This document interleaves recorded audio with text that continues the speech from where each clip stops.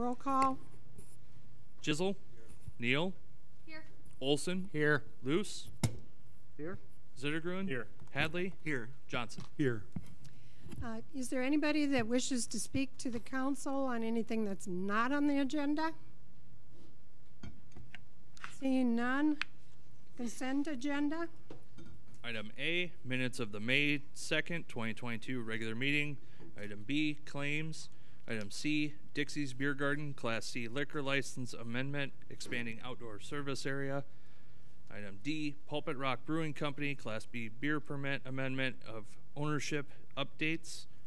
Item E, renewal of Magpie Cafe and Coffee House, Class C liquor license with Sunday sales. Item F, Decorah Pride Parade and event special permit. Item G, Holiday Lights special permit. Item H, Downtown Decorah Betterment Lawn Chair Night special permit. Motion to approve. Motion made by Olson, seconded by Luce. Any other discussion? Roll call. Olson. Aye. Luce. Aye. Chisel. Aye. Neal. Aye. Zittergruen. Aye. Hadley. Aye. Johnson. Aye. Motion carries. Conduct a public hearing on Prairie Lights Church rezoning. You want to give some background on that? Or Sure. So, do you want to background then open the hearing, or would you like to open the what would you hearing? prefer? 6 1, half dozen the other. Yeah, why don't you give some, Okay. Just get a bit of background. Yep. So, Prairie Lakes Church has purchased the property on Sweet Parkway. As council members had saw an initial request to rezone the property from commercial to multifamily because churches are not allowed in the current zoning requirement. That action was tabled and ultimately pulled by the church to pursue at first tabled to pursue a special exception permit through Board of Adjustment. That did come back as a denial. Then a request to pull the so past rezoning request. The church then did submit a new rezoning request with a condition. The condition being if the property were to be sold or stop serving as a church for a period of 6 months, it would then revert back to the commercial zoning. That's where we're at today. Okay, thank you. Okay, so I'll open the public hearing. What I'd like you to do is come up, if you have something to say, come up to the microphone, state your name and address, and please spell your name. Sometimes the spellings are a little hard and unfamiliar. So, who would like to come up and talk? Go ahead, if you want.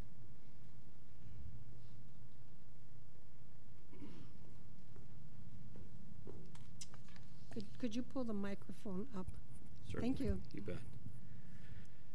Pastor Chris Rigg, C-H-R-I-S, last name R-Y-G-H. It's about as Norwegian as it gets.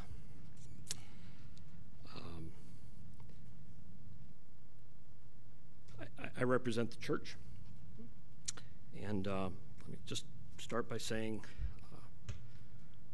Decorah is a flourishing community because it has so many beautiful elements. It is commercial, yes, and it is also artistic. It is a community where education is valued, and so is recreation. We love how these elements not only create a flourishing community, but how these elements work synergistically to make it a healthy community. And Prairie Lakes wants to be part of a healthy community. As we've heard, last fall, Planning and Zoning recommended that we rezone 2324 Sweet Parkway to allow the church to function as a religious organization.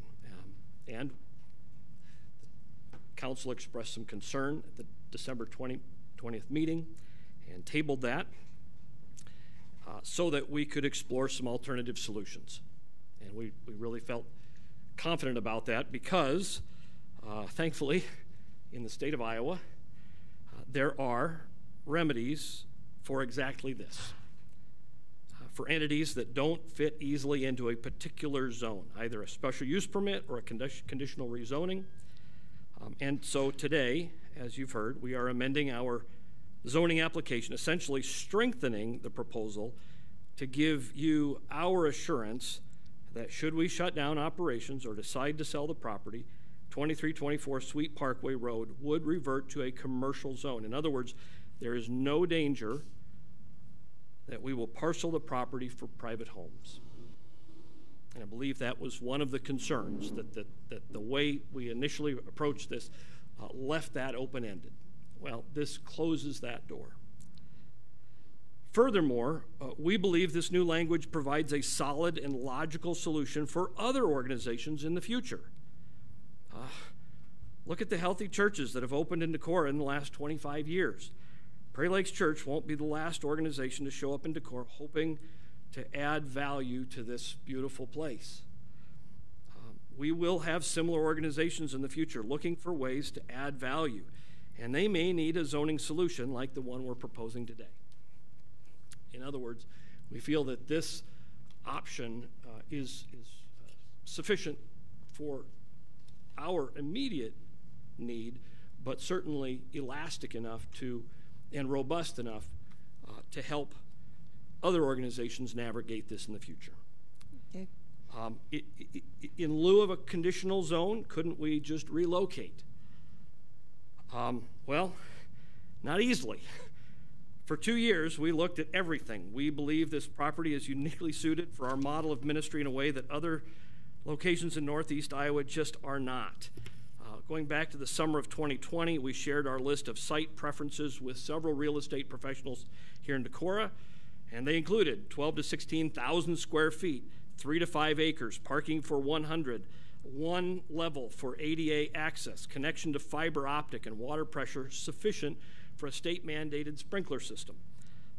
Although we looked at various properties in Decorah, there was only one that met those very stringent criteria, and it was the parcel on Sweet Parkway Road.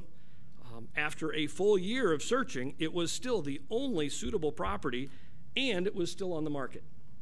And we wanted to be in Decorah, not in some other Northeast Iowa community. Some have questioned just how the money works. Well, that too is pretty transparent. Our board voted to invest in Decorah. And so we brought to this community over $1 million of outside money to purchase this property from local owners.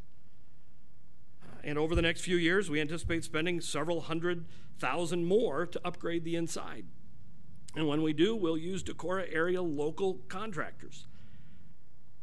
Since 2010, we've been launching churches across Iowa, and that's generally the way we have always started, with an initial investment. In Waterloo, in Osage, in Grinnell, Fort Dodge, New Hampton, Independence, this is the way we start, by showing a good faith investment in the community. We're making other investments too. We're building our paid staff. In fact, June 1, we'll add another staff member when we onboard a full-time ministry resident to our Decorah team.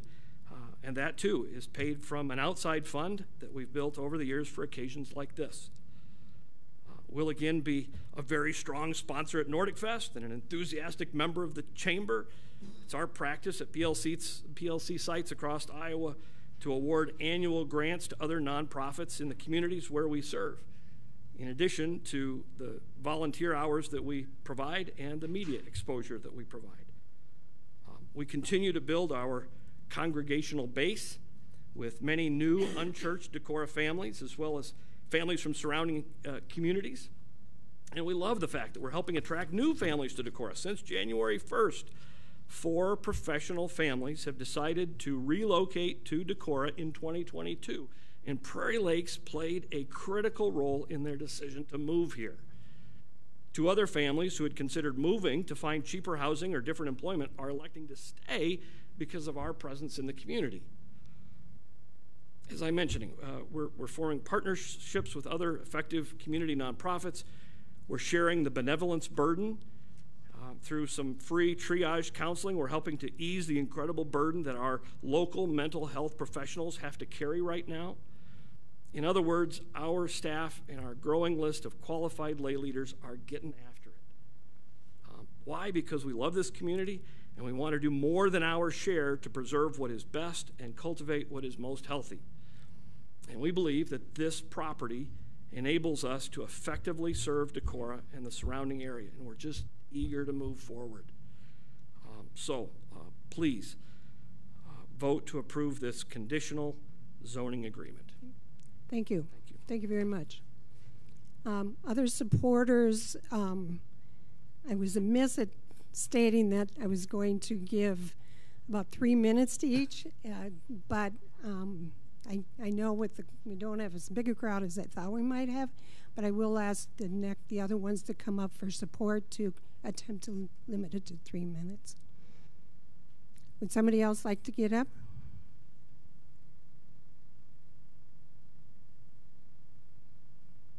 Name is Doug Bryce, D-O-U-G-B-R-Y-C-E. I'm a pastor at Christian Life Center in Freeport, and look at Chris and Prairie Lakes as not as competition, but as a welcome addition to the community. And so I'd like to step in agreement with the first part of what he said is we have a development problem in our town. We're dealing with the elementary school, we're dealing with businesses. So how is the council going to deal with permits in the long run when we got to get out of the bowl that we're in? So that has to be something that you guys do have to take into consideration. Number two would be, so the lack of property space. Number two would be the sense of community. So religious, people are religious, they're spiritual. One way or the other, some aren't, some are, but in different ways we all are. And so our town has a lot of representation of different spiritualities. It makes the community. I think that as we look at Prairie Lakes, we should look at that as an addition to how does it serve the people that you represent for the community? Different people who want to be a part of their church, who want to be a part of that. And I think that we as a town and you guys as leadership have an incredible honor to be able to give that opportunity to the people, give them the freedom to do what they want here in this town, spend their money here, do all that, and have them represented here. The third part, before I sit down, I would remind you that this is supposed to be a town of tolerance.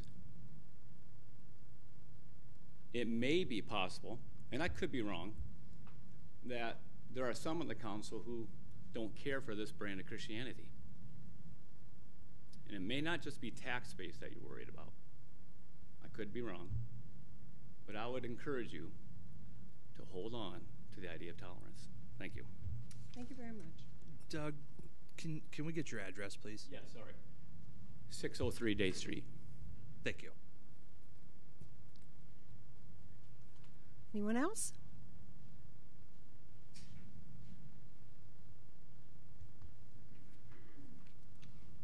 My name is Randy File.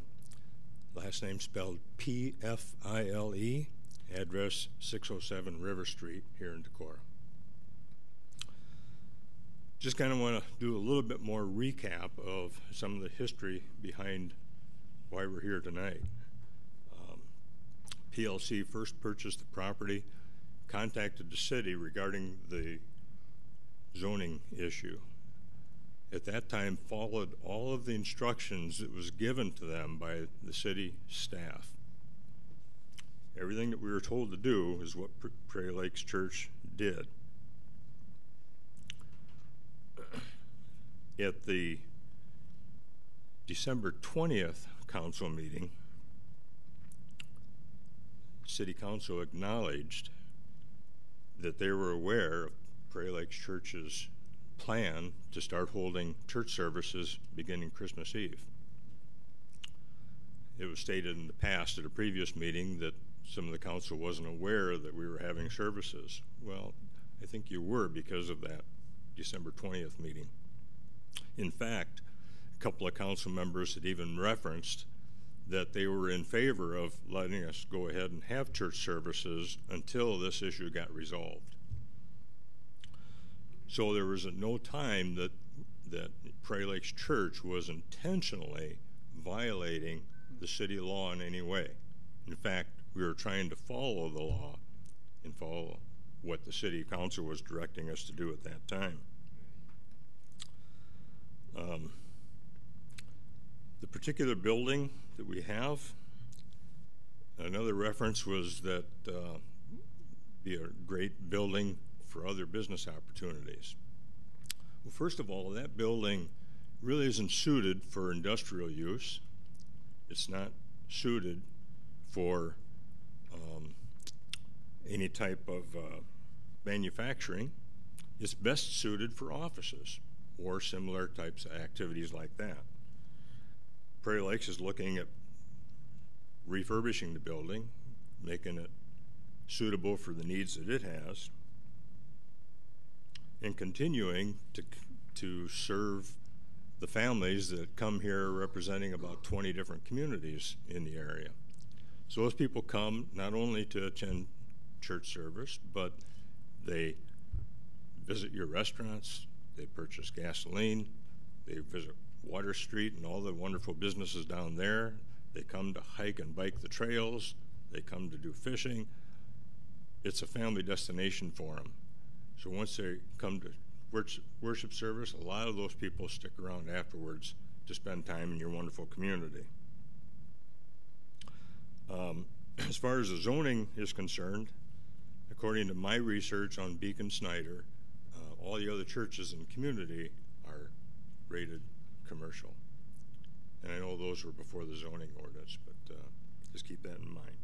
So thank you for your time, and I ask for your support in our zoning request. Thank you very much. Anyone else?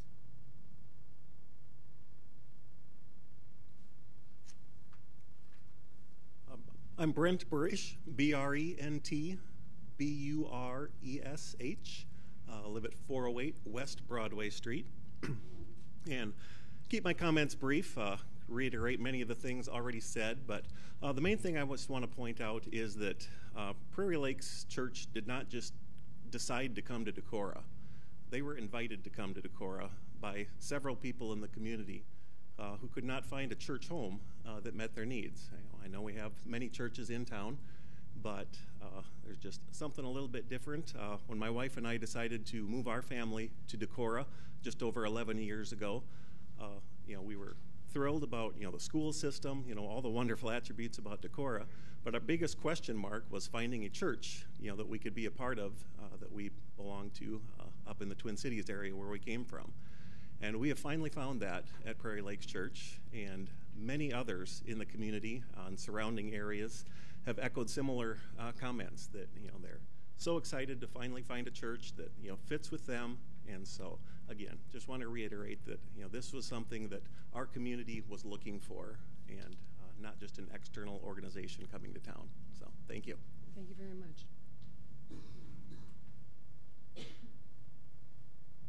Anyone else?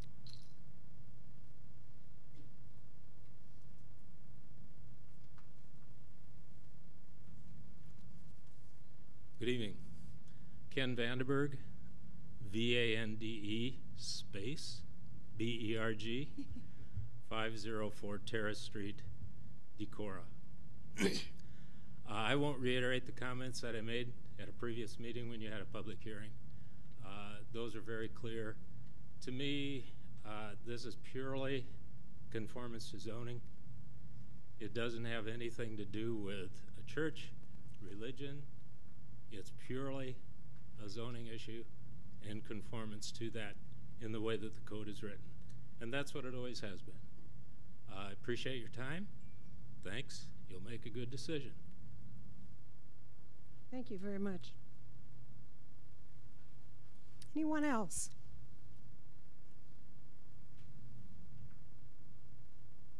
Seeing none, I'll close the public hearing.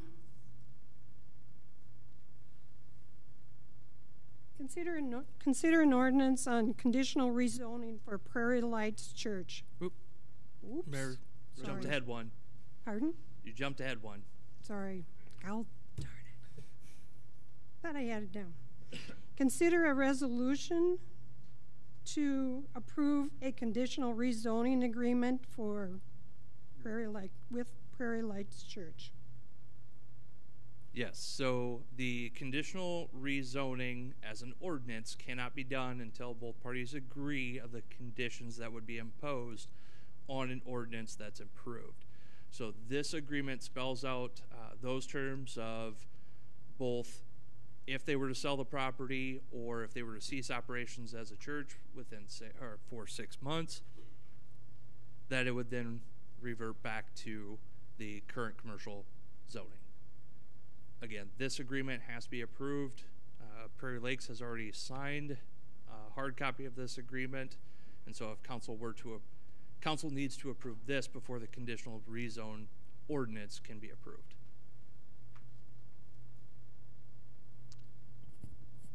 How does this work? This was originally the discussion, right? That a conditional zoning request would be the best solution. I thought John said that this wasn't possible and we couldn't do this. And that's why we sent it to Board of Adjustment. At that time, that is correct. That the way it was currently requested and had made its way through P&Z, that was correct. Council couldn't say, we're going to throw this stipulation in there. They had to restart the whole process. So you are correct. At that time, the city couldn't have gone that route. The alternatives posed at that time was a conditional rezoning or a special use permit, because a special use permit accomplishes specifically what this conditional rezoning is putting. But we have no code to base that in, right? A conditional use permit. State code. Okay. Right, John? Yeah. Chapter 414 provides for the council to impose conditions on rezoning, but I think what you were getting to is the applicant has to agree to those terms in writing prior to the public hearing. And when we were, and that's why. And so when it came up for discussion, it was too late at that point to impose to even discuss it, really. I mean, you could discuss it, but you couldn't implement it. So it's come full circle. It's now an option because of the process. Correct. Okay. Thanks. Sorry. Okay. I'd move for approval of the resolution to approve the conditional rezoning agreement. Second. Okay. Second by Zittergruen. Motion made by Chisel, second by Zittergruen to approve the conditional rezoning. Any further discussion? So, I hate that I'm always one to speak first, but I will. Guess I jumped in. I'm not for the conditional rezoning. I think for several reasons. One is that I think we are essentially bypassing our Board of Adjustment that said no. It would have been up to them to give the special use permit, and they felt like we had to adhere to the current zoning that we have. I've been very outspoken about my feelings about what this area's intent was, and that if we decide that we're going to conditionally rezone one area, we're going to continue to get requests. How many churches do we want up there? How many churches are appropriate for property that was promised to be industrial, that taxpayers are still paying that tax burden on, and now will be forced to pay a higher tax burden on every piece of property that we decide should be either residential or some other use other than the commercial land that it was intended. We don't have that many options in terms of thinking about how we grow, how we expand, but our zoning does provide that in the same way that we're looking at what happens in the C2 zoning appropriately at the Board of Adjustments, right? That is their purview. Our purview is to look at what we have as zoning law and keep to it. I think that I really appreciate this idea that it's not about the church, it's not about what is being asked of us other than the zoning issue, which is to take our highest valued land where we have the potential to earn the most amount of property tax base and essentially take it off the rolls for an undisclosed amount of time. And while I realize that time, maybe 5 years, 10 years, 25 years, there is talk of it already becoming more investments in that area, but the investments are within the building and the church, not to the city, not to the property tax base. And so the church that is there prevents something from going there that was promised. Industry, business, some tax generating revenue. And we know, we've looked at our budget, as we continue to lose property tax value, the burden on every resident in our community gets larger and larger. And at some point we have to make these hard decisions that say, no, we need that space. We need that space to acquire industry. We need that space to acquire business. And I realize it's hard to find places to put things in towns, right? But we do have areas where churches are appropriate. We have residential areas. And if we need to go to the code and say, where else do we want them? Then we should do that, but probably not with our most commercially valued land, right? We should look at, well, what is our, commercial land that is of less value than the industry, than the land up there. I'm also, quite honestly, I don't like the process of anyone thinking that they should purchase land without a condition of rezoning, knowing it's zoned inappropriately.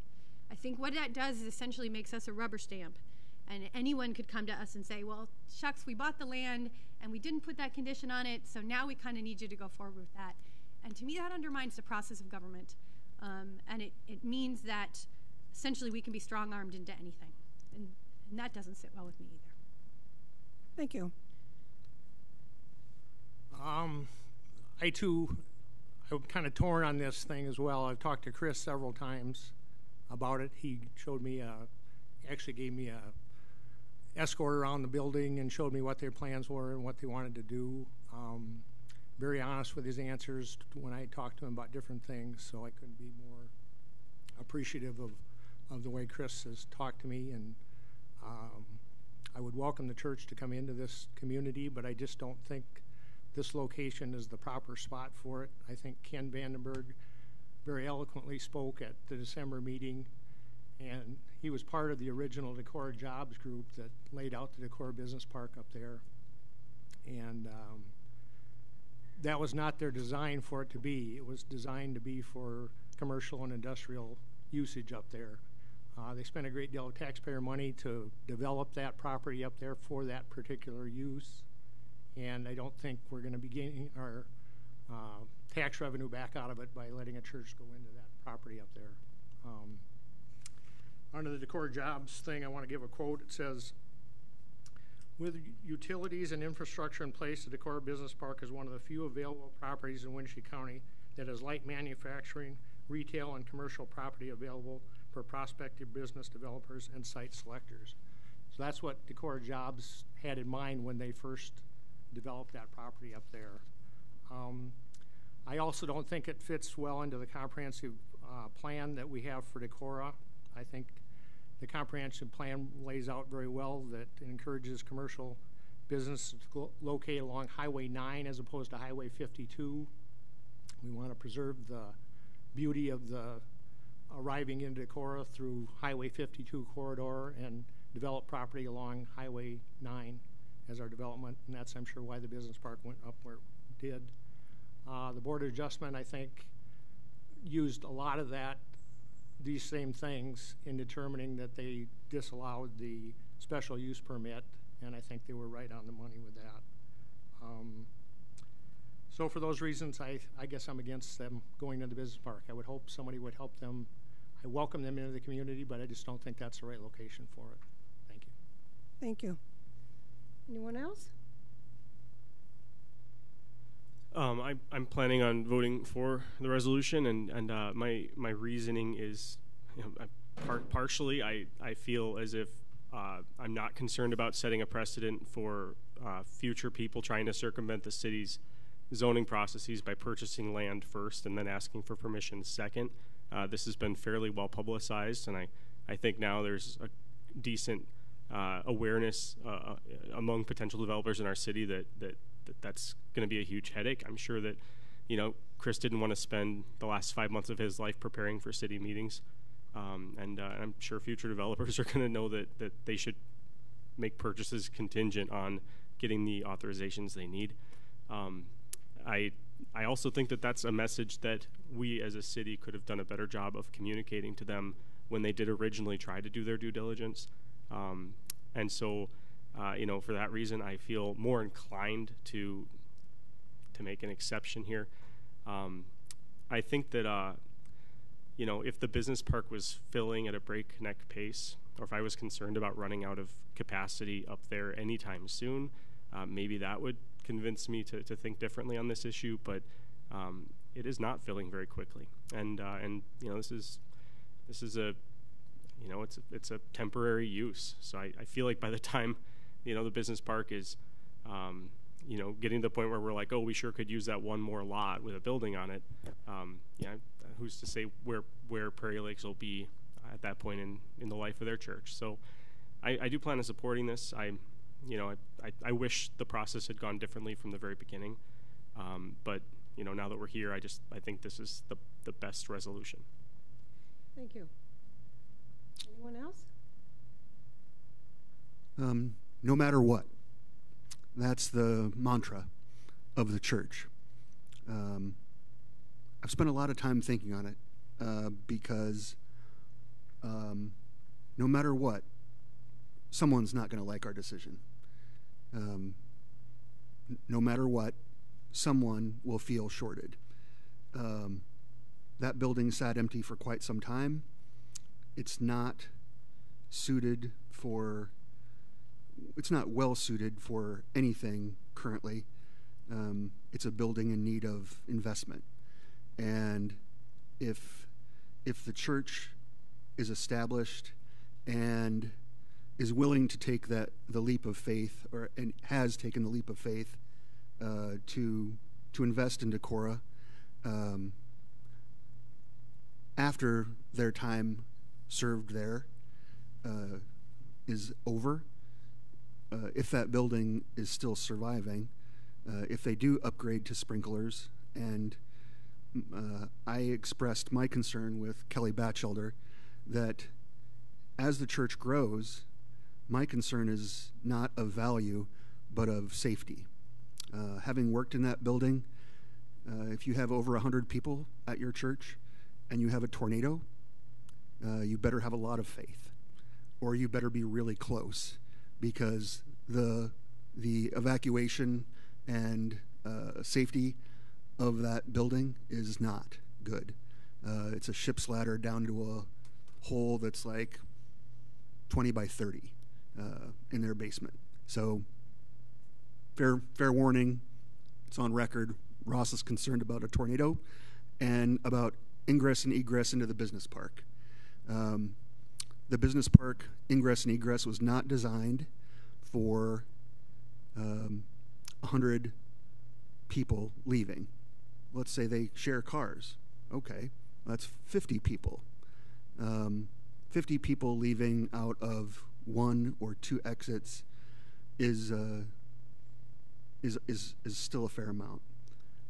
So I'm voting yes as a leap of faith, hoping that the church does its best and is successful and continues to grow in our community, realizing that no matter what, there's not another good spot. There's not another good alternative. Something will get taken off the tax roll just because of the way churches work.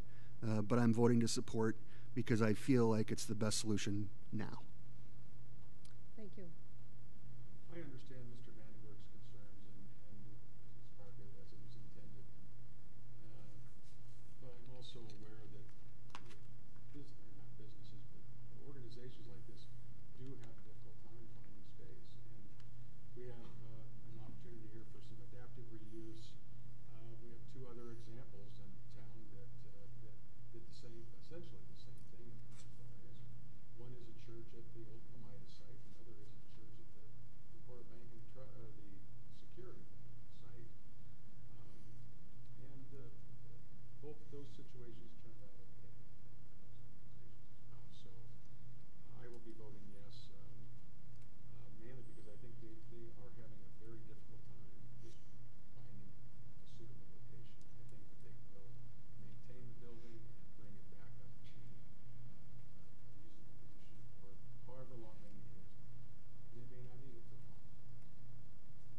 Thank you.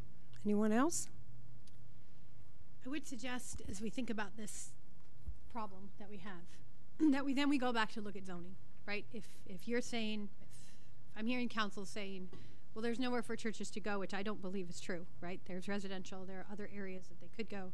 I think West Side is about to be abandoned. That would be a great place for a church, right? Anywhere adjacent to residential, to me, is better for a church than in an industrial park.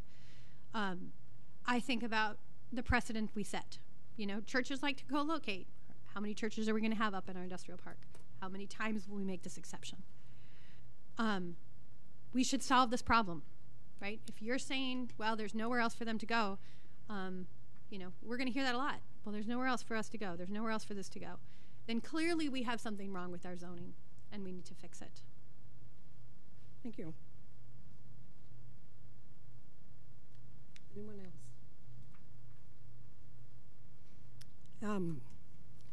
This has been, as I've sat through the meetings and listened, obviously it's a hard issue. It's also a teachable issue, not only for city council, but also for churches, as far as when you go to decide where you're going to go, is to make sure you know what the planning and zoning is and how to work with it. From the council standpoint, as I looked from it when it first started, it was a tumultuous time in a sense, and I'm not using that as an excuse, but we needed to take a closer look, but we were looking at some other things too. I appreciate the fact that that there is other income that's coming in from the people that are coming there, that if they're moving here, increases that tax base of that property alone with people using the community.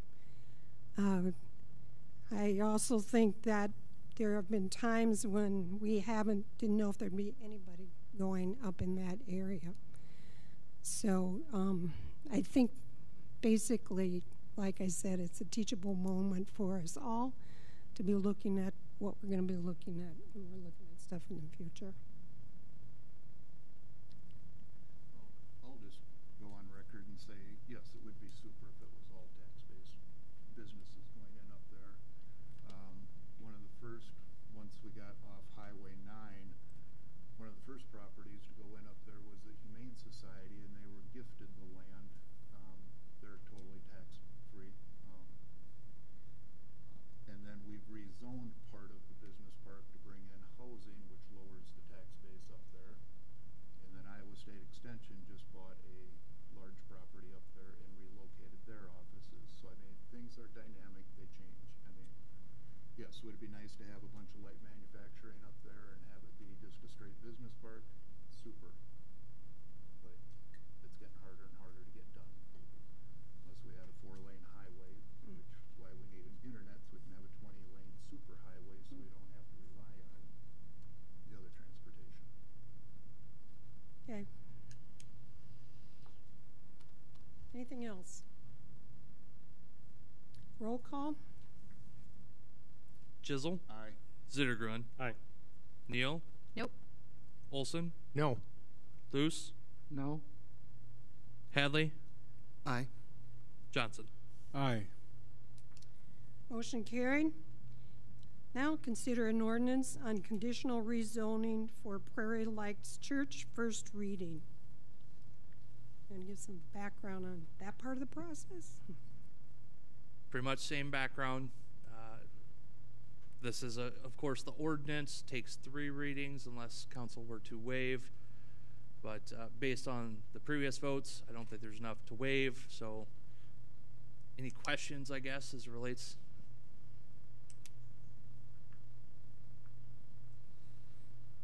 So we have no concern at all about something being used outside of its current status illegally. This property is not being used according to its zoned currently. That part is the case.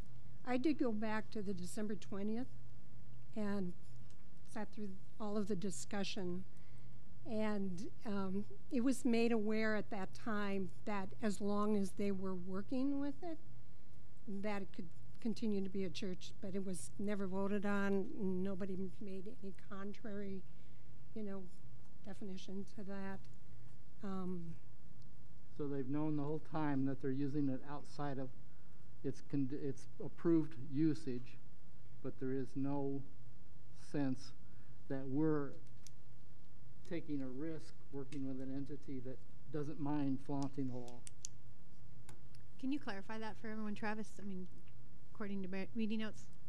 So, what John and I were just asking or talking about over here, a statement was made by a council member, and that's no vote was taken, so the council can't say that it was a council directive, right? But it was a statement made by a council member.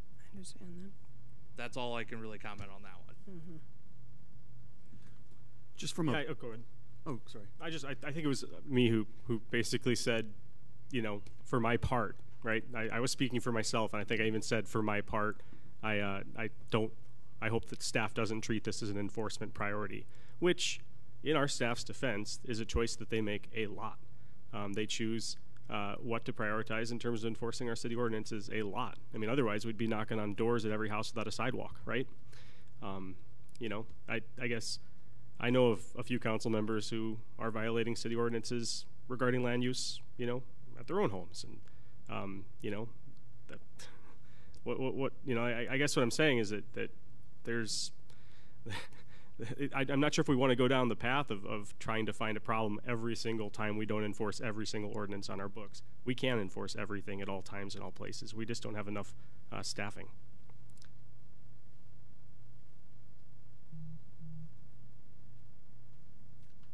I guess it's open season in Decorah. Don't follow our ordinances unless we tell you need to follow those.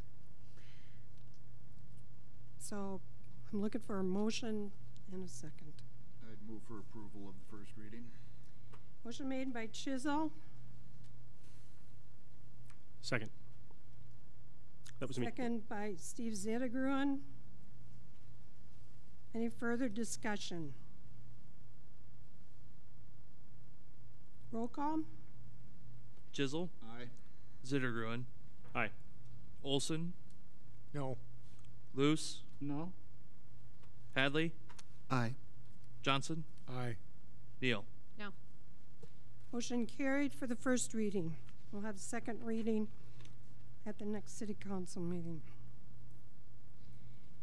Conduct public hearing on fiscal year 22 budget amendments. I think you had in front of you some information on that as well.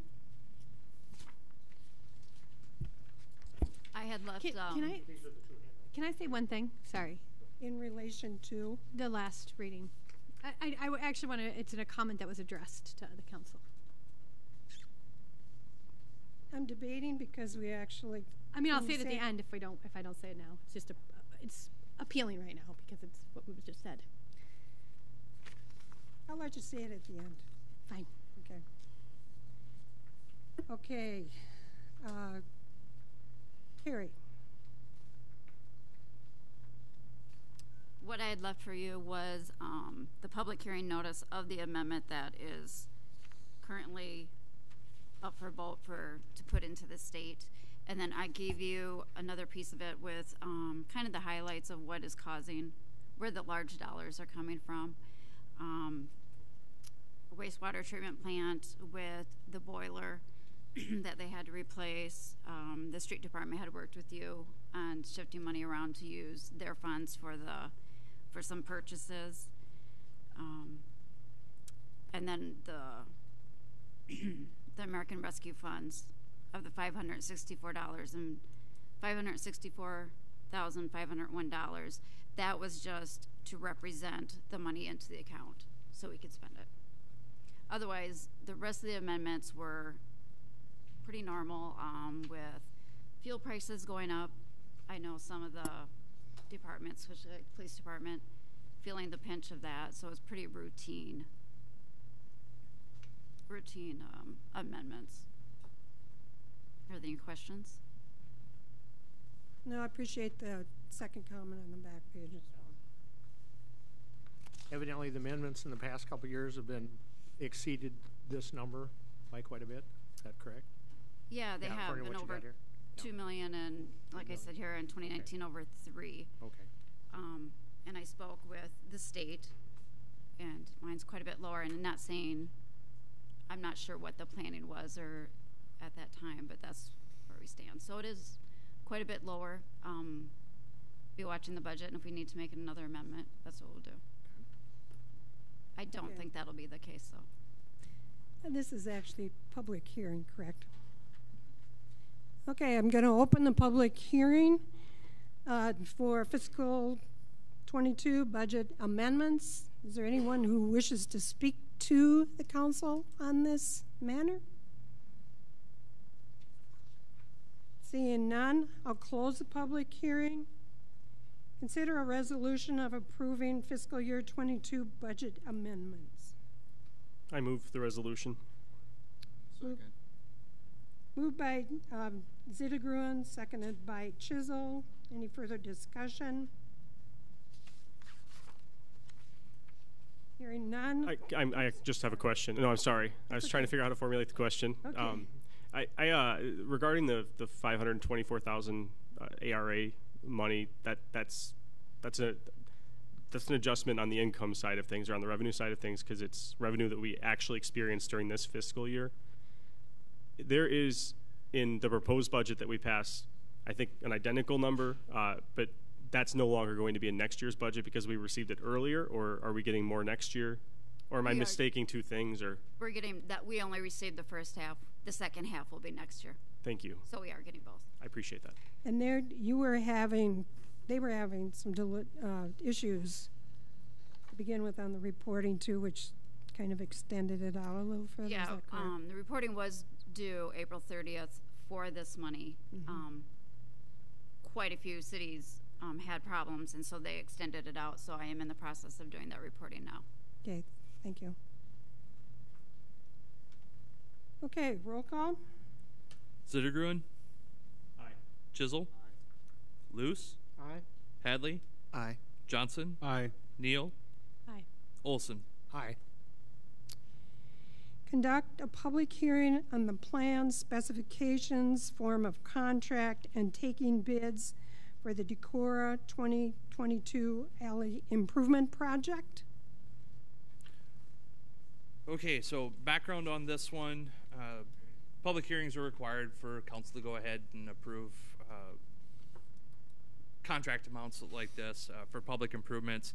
City did receive one bid from Skyline Construction regarding the plans that were out there for $185,148.73.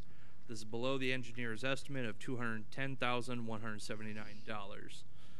At this time, the engineer would recommend approval of the plan, specifications, form of contract, and award to Skyline Construction. This is the 2022 alley improvement project where we would then turn around and assess just the asphalt cost to the adjacent properties. Okay, I'll open the public hearing. Is there anyone who wishes to speak to this issue on the 2022 alley improvement project? Hearing or seeing none, I'll close the public hearing. Consider resolution approving the plan, specifications, form of contract, and awarding the Decorah 2022 Alley Improvement Project. Luce would move approval. Second. Moved by Luce, seconded by Olson. Any further discussion? Hearing none, roll call. Luce? Aye. Olson? Aye. Zittergruen? Aye. Hadley? Aye. Johnson? Aye. Chisel? Aye. Neal? Aye. Motion carries. Consider approval of site plan for Helm's Funeral Home. Okay, so Helm's Funeral Home had submitted a site plan for review. There are 5 items noted in the city engineer's letter. However, those 5 items are more notations than they are anything. It's being proposed without any contingencies. So, for example, one, the parking lot does exceed setback requirements on, I believe, the north side. However, they're not addressing the parking lot, so not a requirement of the site plan. Also, they are installing a new sidewalk at the front of the building. It's a notation, but again, not a requirement of the site plan. Let's see, trash disposal. Trash disposal is the only thing noted on here that should be incorporated on the site plan, but staff's not necessarily recommending a contingency on resubmitting where the site trash is going to be collected. And the sign? And the sign, correct. The coming back through P&Z is listed, but it doesn't go through P&Z. That's a straight sign permit with the zoning administrator. So it's not even part of this process. Okay. But it shows a sign, so just a notation to the applicant that they need to follow up with a sign permit. Being the old retired mailman that I am, I have to inquire as to why we switched the address from 306 Eastwater to 304. So Greg and I did talk a bit about that today. If you look it up on Beacon, the legal address is 304. We are making the assumption that the house was addressed as 304, and the funeral home addition part is 306. I think it's the other way around. It's the other way around? I think the house originally was 306, and the funeral part of it was a 304. Right, I think it's two separate lots. Well, you probably delivered there with 306. Right, well, 306, yeah, I know it was 306. He did. He called me on it and said, why is the address wrong? The address of record on Beacon is 304. So will the door be located at 304? Right. Yeah. I would move for approval of the site plan. Second. I just have a question. Why is the part... Just a minute. He moved and then he seconded, so no discussion. Yeah, well, I just have a question about why is the parking lot not part of the site plan? I mean, I thought when you had a site plan, it triggered the whole property. And if the parking lot is part of that, why is that not included? Because the city of Decorah does not require a permit for flat work. Unless you're doing work within the right-of-way, it wouldn't require, help me out here, Greg and Jeremy. We don't require anything on flat work, only if it ends up over sidewalk approaches. Okay, so I guess my understanding was, and this is actually just because I'm trying to understand all of this, has nothing to do with funeral home as much, right? My understanding was that when you were going to redo something, it kind of took into account then everything that was there. It might be with building codes. But not with the parking lot being... How about the stormwater ordinance? Correct, because that would be zoning, and that would be, that is separate. Okay. So because the parking lot is already there, the setback requirements are already being violated, this won't trigger anything to sort of deal with any of that. Correct, because that is more a zoning than what they're doing as improvements on the building, which triggers code compliance with building requirements. Okay. And they're putting in a new sidewalk voluntarily. Correct. But just again, because I'm trying to understand this, if they weren't doing that, if this was, would we be able to trigger them putting one in? Would be able to, yes. Okay. I was not questions about this in per se, is just trying to understand what would trigger what, so. I guess just to follow up, thanks for the line of questions. I'm curious how this works too. Is there an enforcement mechanism at all for preventing businesses from just pouring parking lots that would encroach on the setbacks? If they are less than 2 acres, no. I would be correct in that, right, Greg? They still have to meet all the setback requirements, of course. The parking lot for this one is not being touched. Yeah. They would go to updated and service it. Okay. Thank you very much, Greg. The 2 acres would trigger the stormwater side. And I believe the site plan called for sidewalks on both the east side and the south side of the building. Is that correct, Scott? Yeah. Right. There's one existing, and it's an installation. And they're going to redo the one on the south side of the building, I think, called for, and then they're doing a new one. Right. Okay. Thanks for including the sidewalks without us having to make you do it. Yeah, really, no, it's great. Really appreciate that. Okay, roll call. I'm sorry, could you repeat who the first and second was? I don't have it for mine. Chisel and then Olson. Thank you. All right, Chisel. Aye. Olson. Aye. Hadley. Aye. Johnson. Aye. Neal. Aye. Luce. Aye. Zittergruen. Aye. I wonder if you would take this moment to come up and introduce yourselves. My name is Scott Helms. Okay. And I'm the owner of the funeral home. I've owned Schluter-Baulich Funeral Home since 2017, and then Scott Felstool was gracious enough to sell to my wife and I here in March. So all we're looking to do is to, as you guys know, you've probably all been to both locations. They're both old, they're both outdated. We're looking to make one just nice modern funeral home for the whole community to use, and also I think it will add a lot of value to Water Street when you're coming in from the east. It'll be one level, ADA compliant, more like the eye clinic across the street. So just a nice looking building. So okay. I appreciate all of you. Thank you very much. I appreciate getting to put a face, and I'm going to say it with all due respect in the fact that I know you've been busy, but I appreciate the services that you provide for our city. Yep. Well, pleasure working with the town and the County of Winneshiek and all of you. So thank you guys very much. Yeah, thank you, Scott. Thank you. Okay, consider approval of 28E agreement with Senior Citizens Center. Okay, if the council remembers way back to last year, we had a slew of 2080 agreements. This is the same exact template as used before. Again, 2080s are being required for the use of public funds, stating what that public purpose is to ensure proper use of taxpayer funds. This year in fiscal 23's budget, there was an allocation included for the Senior Citizens Center. So in order to make that allocation, we need this 2080. I want to recommend we approve the 2080 agreement with the Senior Center, and along with that, I hope that means we can put their sign back to indicate where they are. So if I can amend that and add that to it, if it's not in, I didn't see it in the 2080 agreement, but I would like it to be, that we put back a sign indicating where the Senior Center is. I was going to ask the same question. I know Jeremy's not here to talk about it. I know I talked to him a little bit about it. I know there's been a lot of requests from the senior citizens to have that sign put back up. And if we could make that happen, I'd appreciate it as well.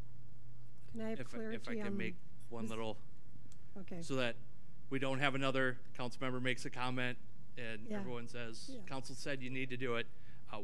The reservation we have on that, and I get that the Senior Citizen Center, it's a great component for our community, but where do we start and stop? So for a prime example is if I drive up Mechanic at the stoplight with Broadway, I've got how many signs indicating how many blocks each church is this way, this way, this way. We've received requests from commercial businesses to do the same thing for them, of which we've always stated in our sign ordinance, it specifically states, no, that's not allowed. Now on the nonprofit side, if there wants to be some kind of exception for a private nonprofit entity to do that, I know it was done before. My understanding was taken down when a sign was replaced, maybe a couple years ago, two years ago or so. Again, where do we start and stop? So I would suggest that we start and stop with organizations that, to me, provide essential city services. So I look at the Senior Center not as a regular nonprofit, not as a church, but essentially providing a service that we as a city benefit from for our seniors, much like Park and Rec for our younger members, right? To me, the Senior Center is that valuable asset for our seniors in our community. So I actually look at the Senior Center as providing a service for the city, in the same way that I think that the Humane Society provides that service that our police department doesn't have to do in terms of tracking down stray dogs.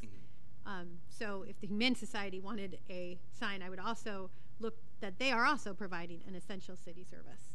That's where I would draw the line on where we should allow signs, which is why I think we should. I'm not going to lie, the Schluter-Baulich Funeral Home has a sign, and I was actually excited to hear about the proposal so that I didn't have to call and say, hey, your sign's not allowed, we're taking it off. Well, actually, I kind of want to leave it up because it's the most visible one, and I can tell people turn right at Schluter-Bollock Road. Right. Well, that's the one you can see. It's I bigger. am sorry. And while I think they are essential services in our community, I don't think that cities in general provide that service. But I do think that there is a precedence for city providing services for seniors, and the senior center does that for us. So we've had some long meetings in the past. I know, Kirk, when you first got back on the council here, we probably had an hour-and-a-half meeting on signs because we were trying to differentiate, but so things could be consistent, so you could see a color and know that it's, the historic district, or blue is an education, or however we had it. I'm finding when I drive through town, we need to go on a sign diet because there is so many signs that you just don't see them, like the song says. I think I have gone on record and said that a couple of times, that especially in the C3 district, we've got signposts with 5-6 signs on them. Maybe this is a discussion we need to have at a later time to discuss all the different signage, because I know there's certain ones that are out in residential areas, and that's probably why they're there, because they're in an odd area to find. And I don't disagree. It's just that with this 2080 agreement, I actually feel like they're providing a service for the city. Okay. I I'm really not do. discounting that. And so in my mind, they are a city service. And so I don't actually want to include them in the sign discussion about everyone else. We wouldn't think about not having a sign for our things. And so to me, this is an entity that is a city service, and we should put a sign that indicates we've committed to this being a partnership with the city. Okay, I need a point of clarification. She made a motion with a qualifier, but in the same breath, and Steve seconded that motion. So Maybe you could get clarification from Emily on what her motion. I would like to approve the 2080 agreement with the addition of providing a sign for the senior center. I actually wanted in our 2080 agreement that we will provide city signage towards it. And that's what you understood. Okay, any further discussion? Roll call? Sorry, trying to catch up. Sorry, be sure you catch up. Neal? Aye. Luce? Aye. Johnson? Aye. Chisel? Aye. Olson? So are we voting on With a with sign. the sign, amendment? with a Yep. sign. Aye. Zittergruen? Aye. Hadley? With reservation, aye. Because when you start doing something, you just throw away your ordinances.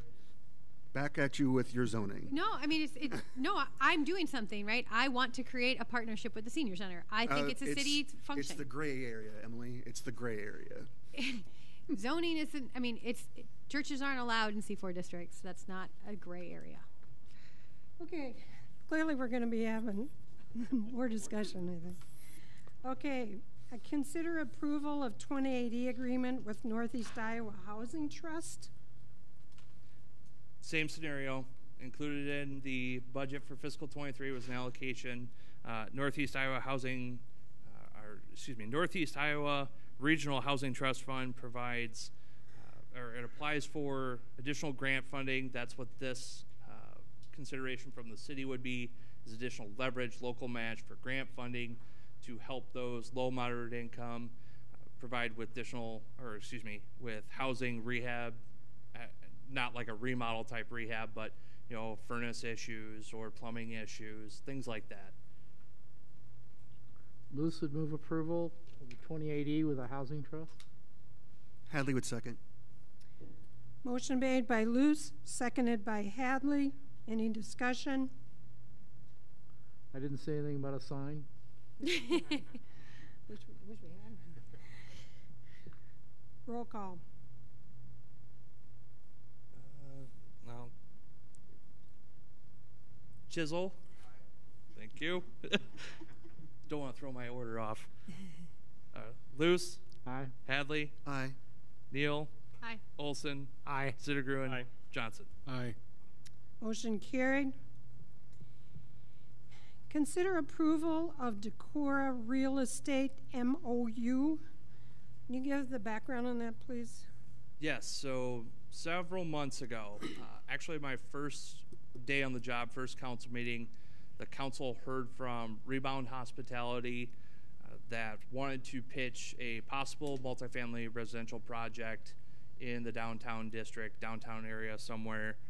And so a committee was set up at that time, I believe, of council members Neal, Luce, and Hadley to kind of work with Rebound on what they thought, work towards a project. And so in front of council right now is an MOU that is non-binding, so it would not obligate the city nor obligate any. Decorah Real Estate is a spinoff, for lack of a better term, of Rebound Hospitality. It's a separate LLC.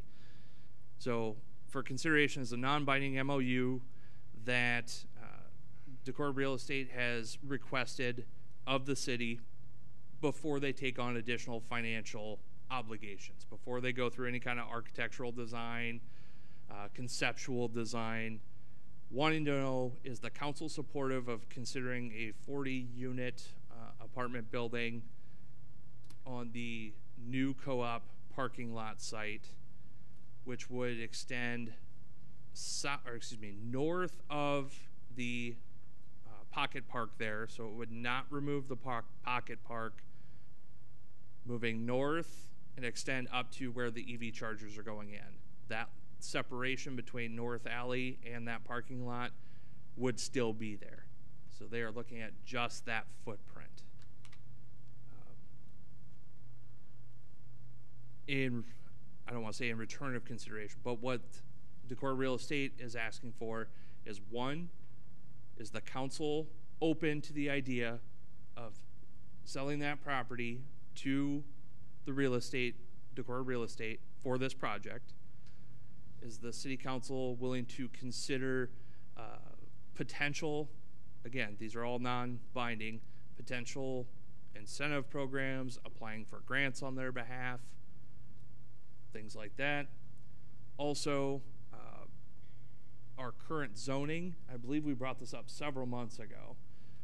And so in their MOU, they also state, and it's working its way through P&Z right now, to consider our current zoning requires a dwelling above a shop or a store. It is very specific to that. So in theory, if I don't have a shop or a store on my main level, I'm not allowed to have residential units above.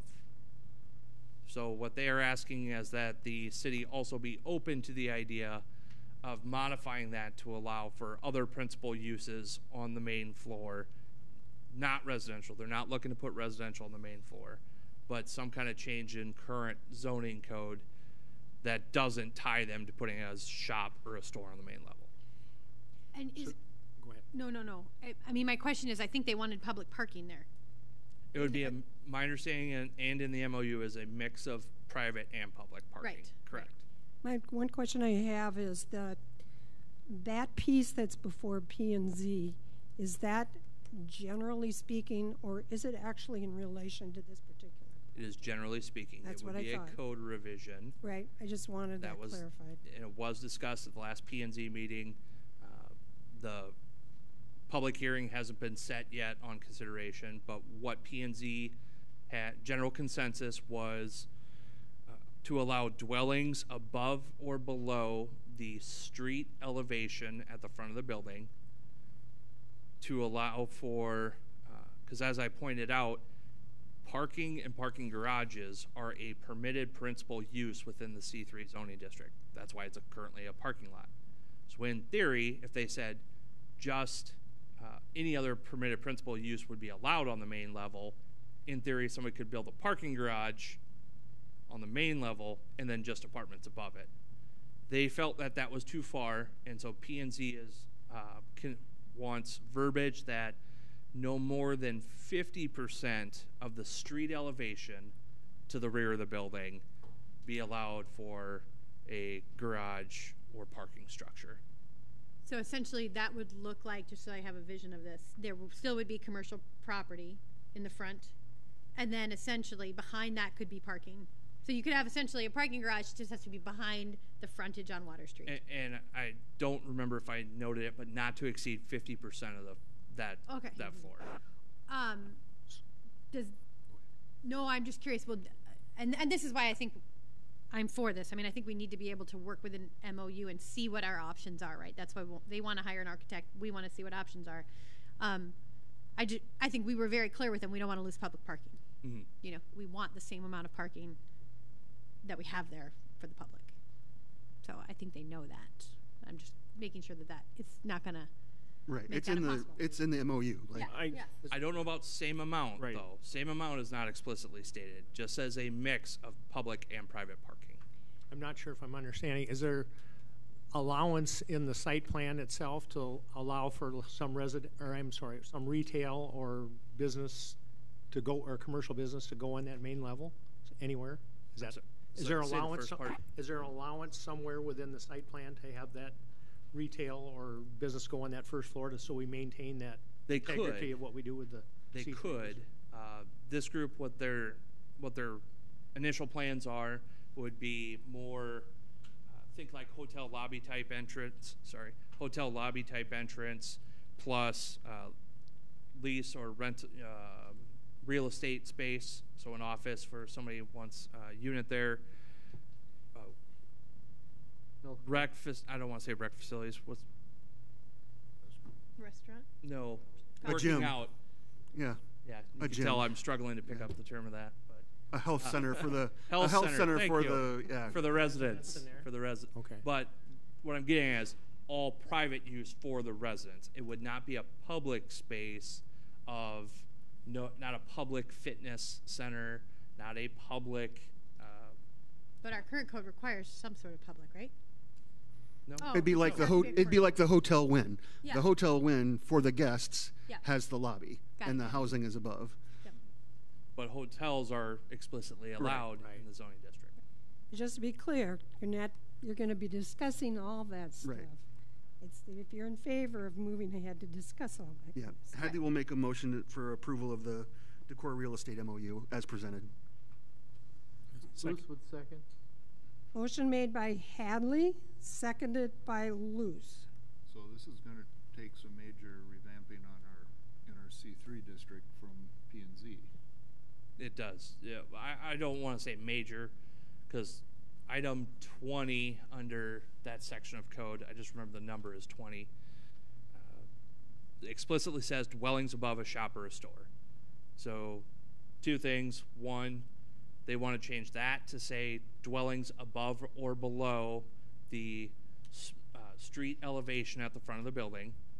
So if, let's say, you're north side of Water Street, you could have apartments below in what's facing North Alley or above, because we actually do have a couple apartments, a couple dwellings in North Alley that our code currently doesn't allow, actually. You mean they're below the because they're below. Because down the hill, right? Yes. They're just okay. Yeah, so they're below the street elevation, and our code explicitly states dwellings above a shop or a store.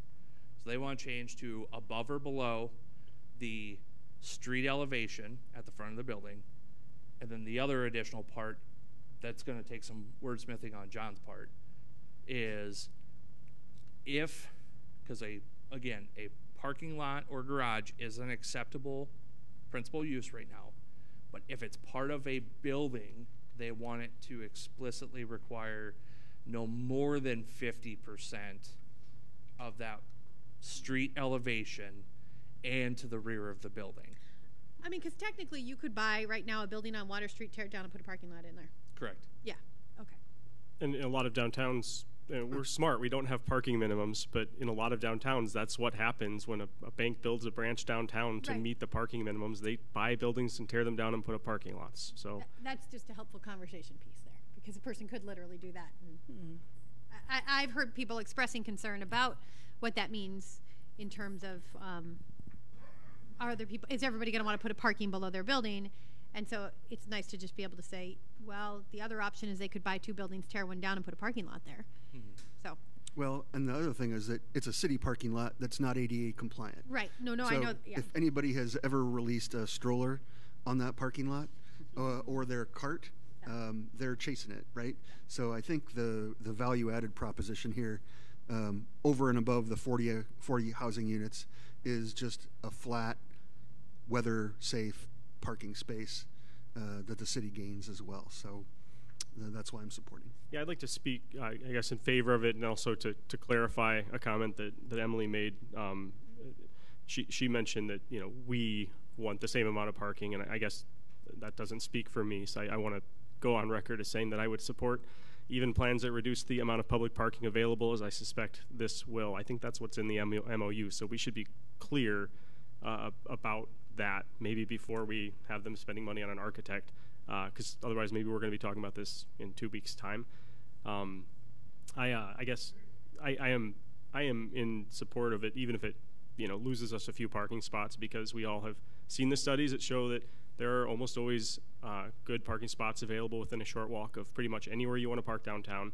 And so I use that parking lot all the time, but I can think of 3 other places I could almost always park anytime I needed to park there. So I'm not scared of losing some parking spots as part of I think the net gain to the city of doubling our downtown rental housing stock is such a tremendous gain that I certainly am willing to countenance losing some spots. And I guess as far as P&Z's proposed solution about limiting parking to 50% of the building, I'm wondering, I'm concerned about if this is a very successful development project. I'm concerned that its widespread replication would change the character of the downtown, which is to say that one facility that's currently a parking lot not having a public use on the main floor, that seems fine to me. But if that became kind of the norm and all of a sudden half of every block was not really a retail space or a shop or a restaurant or something public facing, that seems to me to be a dangerous precedent. And so I'm curious, as we're rethinking this zoning language, would it be appropriate to limit the number of developments like this to a certain percentage of the downtown? I mean, is there precedent for that? Is that something that we could do as part of our zoning code, John? We've never done it, but I think you can. I think I've seen other communities that have done some form of that. I'd have to look at some examples, but I think it's something worth looking into. Maybe this is something that we should solve if it starts becoming a problem, but I have heard comments from members of the public that are concerned about the change from the historical development pattern of public-facing buildings on the main level, and I just want to make sure that we have a plan for that and we're not setting ourselves up for failure. And if you approve the MOU, you'll be able to discuss this further. No, but I think there's 2 things happening simultaneously, and I like Steve's idea. I mean, I think as P&Z is talking about this, I guess I would like that interjected, this idea of some percentages. Okay. Especially because we know we have three essentially apartment proposals downtown. Mm-hmm. Yeah, and I guess I'm in favor of the MOU. MOU also because the changes reflected therein and that they're asking for, I think, are kind of that's the way that society seems to be trending with so much retail moving online. That maybe many communities, including maybe our own, have too much commercial space. So I'm in favor of this. Okay, so we have a motion and a second, and we've discussed. Roll call. Hadley? Aye. Luce? Aye. Neal? Aye. Olson? Aye. Zittergruen? Aye. Johnson? Aye. Chisel? Pass. I want more information. Okay. That sounds good. Consider a resolution rescinding resolution 3234 and approving the farmers market in-kind agreement. Okay, so this item here takes into account the conversation at the last council meeting. We'll still have the lease, but this will take we have a single resolution that outlines all the in-kind contributions, so non-monetary contributions we make to other nonprofits in the community stating their public purpose. Added the farmers market use of North Alley. This resolution as proposed did have staff point out to me, we currently, and I didn't catch this when we created the first resolution, we removed snow for one of the private cemeteries in town in the first loop. And so this draft, as it's proposed, does remove that snow removal in Phelps Cemetery in the first loop. I will say from a staff standpoint, it's not a time or anything like that. My concern is damage to headstones and anything along those lines. And then I know other staff does have the concern of one cemetery has this service provided for it, and there are three cemeteries in town. Go ahead. I see you took Phillips Cemetery off there, but I see we also provide a service where we put the flags up in that cemetery. We do put flags up. So, that's where I'm less concerned on sticking a flag in the ground. But do we need to add them back in there then? Because I see you've got the other cemeteries listed in there. I don't think that you put flags in. But I don't think we put the flags up in Phelps. I think you do. It's down here. Jeremy's online. Where do you Why did we? Phillips Cemetery display of U.S. flags on Memorial Day by providing the following assistance of city staff. It's down at number 6. Down below. Oh, I'm sorry. Yes, good catch, Kirsten. The recommendation was to delete just the snow removal portion, not the flags. That's correct. Flag portion. Thank you. That's correct. So they need to go back in there on the top. Why did we ever decide? What was the reason that we were removing snow there in the first place? If you look at it this way, he didn't look at it. I asked Jeremy if it was like a parking access issue, that there's no place to park to be able to walk through if the roads or if the private drives are snow covered. He said it's pretty much the same parking situation at the other two cemeteries, so he doesn't know if that was the reason why the city began doing it. But what I was going to point out is the city actually has a current agreement with a church in town for the storage of our extra documents, our backup. Which bank? Oh. Or which? Covenant Church. Is that right? Covenant? In the safe.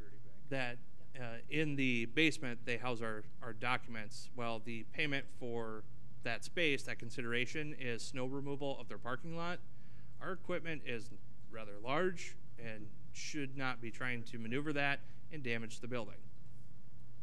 And so I want us to avoid any future occurrences like that when we should not be putting ourselves in that situation. Luce would move rescinding the resolution 3234 and the in-kind market agreement with the farmers market. With a friendly note on the putting Phelps back in on the flags only. Yep. Yes. Yep.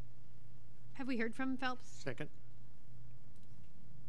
Second by Olson. A motion made by Luz, second by Olson, and then you had a discussion. Have we heard from Phelps on this? Like, what? I don't believe so, no. But they know we're doing it? No, I don't know that for... So we're doing something they don't know, and so we don't know the historical resonance of why we're doing it. Well, that's also why it's being proposed to do it now, when snow is hopefully 9 months away from now. But this is not a service, in my opinion, the city should be providing for one individual private cemetery. I don't disagree with that. I'm just curious why we ever did. Like, is there something we're missing? Especially since we didn't have a conversation with them. I mean, like I said, the premise, I don't disagree. I just am so curious, how did this ever come about? Maybe there's something we're missing. Maybe they do something for us that we don't know. Maybe that provides some sort of turnaround. I have no idea. I guess I wish we had called them and asked them. I don't know that we even have a good contact for the cemetery, quite honestly. We know they mow. They at least do that. We need a good medium. Tim Lynch used to be the contact, but I don't know if he still is anymore. I think he's kind of washed his I mean, I see the caretaker there. I'm perfectly happy to ask him. Like, We have a motion. We have a motion and a second as listed. You want to call for the vote? They will. Roll call. Luce? Aye. Olson? Aye. Sittergruen? Aye. Hadley? Aye. Johnson? Aye. Chisel? Neal? no, I want to know why we did it in the first place.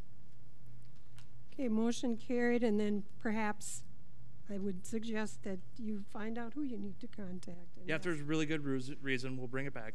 Okay. Okay, well, that makes me feel better. I mean, when you talk to them, when you say we're not doing this anymore, and they're like, no, I agree. I mean, that does we're make not me going to feel wait better. for the first snowfall and say, by the way. Great. Okay. Consider a resolution, IDOT, GAVI Airport Grant. Okay, so this is the Iowa DOT's Gavi grant is what they call it. This year they did up. It's going to be for $300,000 up to $300,000 eligible projects.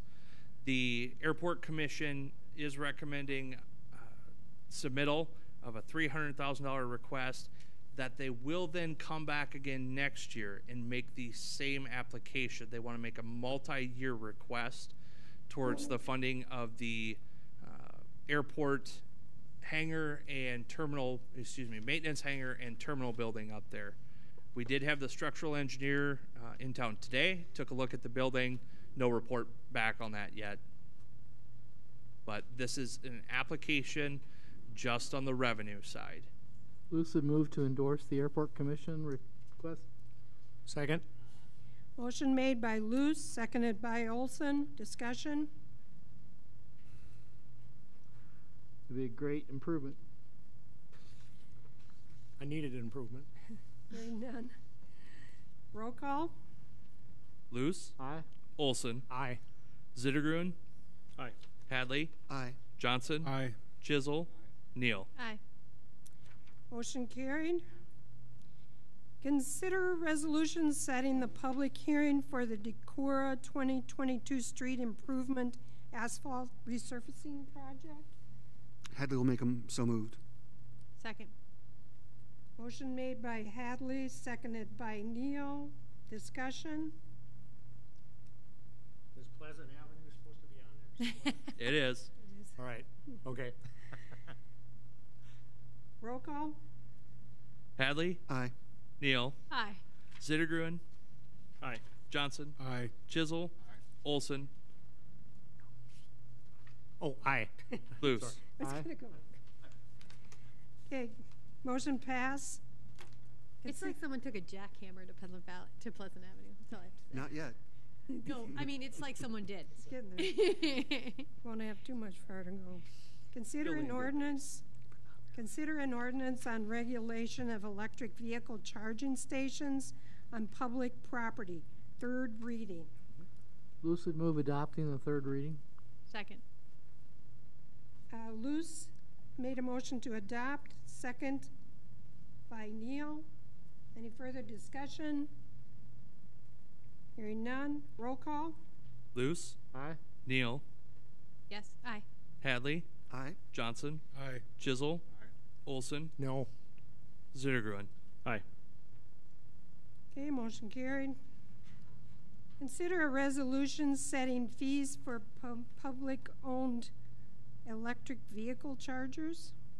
Okay. Publicly owned electric vehicle chargers. So the ordinance that was just approved did reference the fees will be set by resolution of council. So what is put together as proposed based off of conversation at the last council meeting, which again there will be a subsequent an additional ordinance change on the overnight parking provision. But for the rates as they're concerned, proposed are 31.35 cents per kilowatt hour for active charging, $2 per hour during inactive time that is plugged in, with a grace period of 30 minutes provided between the charging and inactive rates. And we did get confirmation from the software that all of this is possible. And the reason for 30 minutes of the grace period, thank you, is our understanding is you get a text message when your car is full, and it sends you a message that your car is full. Hadley would make a motion approving the resolution of setting fees on the publicly owned EV chargers. Luce would second. And that 31 cents is what we're being charged from Alliant for those, or? No more. No, it covers the software and what we anticipate. We're going to get a return on our investment here. Yeah, we anticipate this is going to cover all the costs associated with the units. Motion made by Hadley, seconded by Luce, and had the comment from Randy. Any other further comment? Being none, roll call. Hadley? Aye. Luce? Aye. Johnson? Aye. Chisel? Aye. Neal? Aye. Olson? Aye. Zittergruen? Aye. Motion carried. Consider a resolution to set public hearing for amending Chapter 15.04 related to design criteria variances for C3 district. This is a recommendation from did pass out of P&Z, and looking at city code, John and I came across a section that references any kind of deviation from the C3 site plan review would need to be approved by, quote, the Planning and Zoning Commission, the City Council. Oh, so we don't know if it was one was supposed to be struck or the other, but it's actually moot since it's not part of our zoning ordinance, but it is zoning related. The only variance that could be granted out of this is Board of Adjustment. So again, P&Z recommends the change. That's all this change would be. So that it would be changing the planning, and then it would be the or and. No, neither. It takes both of those out, and it's Board of Adjustment. It's just all Board of Adjustment. I understand. Luce would move a resolution to set public hearing. Second. Motion made by Luce, seconded by Neal to set public hearing. Any discussion? None. Roll call. Luce. Aye. Neal. Aye. Chisel. Aye. Olson. Aye. Zittergruen. Aye. Hadley. Aye. Johnson. Aye. Discussion and possible action on bird scooters, MOU. Okay, so I do see we have, looks like maybe she's turning the screen on. That is Julianne. She's with Bird Scooters. Ask her I'm not sure what time she came on the council meeting. I told her she'd be the last item, but I did receive a cold call email, for lack of a better way of putting it, from Bird Scooters. But Bird Scooters had actually contacted the city of Decorah about 2 years ago, had some conversations when Chad was here about possibly coming to Decorah. The city wouldn't require a business permit or anything like that, so Bird could just start up tomorrow. Their model is to work with a local, either local bike shop business owner or local entrepreneur to basically handle all the day-to-day stuff here. We had a good conversation, and I knew one of the questions that was going to come out, and I wanted to make sure I asked it. How many of these scooters are going to end up in the river? We've got a college on one side, and we've got the bars on the other. So how many of these are going to end up? And Julianne said that less than 1% of their scooters ended up vandalized in some fashion. And they do have, they are GPS located, and obviously if somebody paid to unlock the scooters, they know who was the last user of it.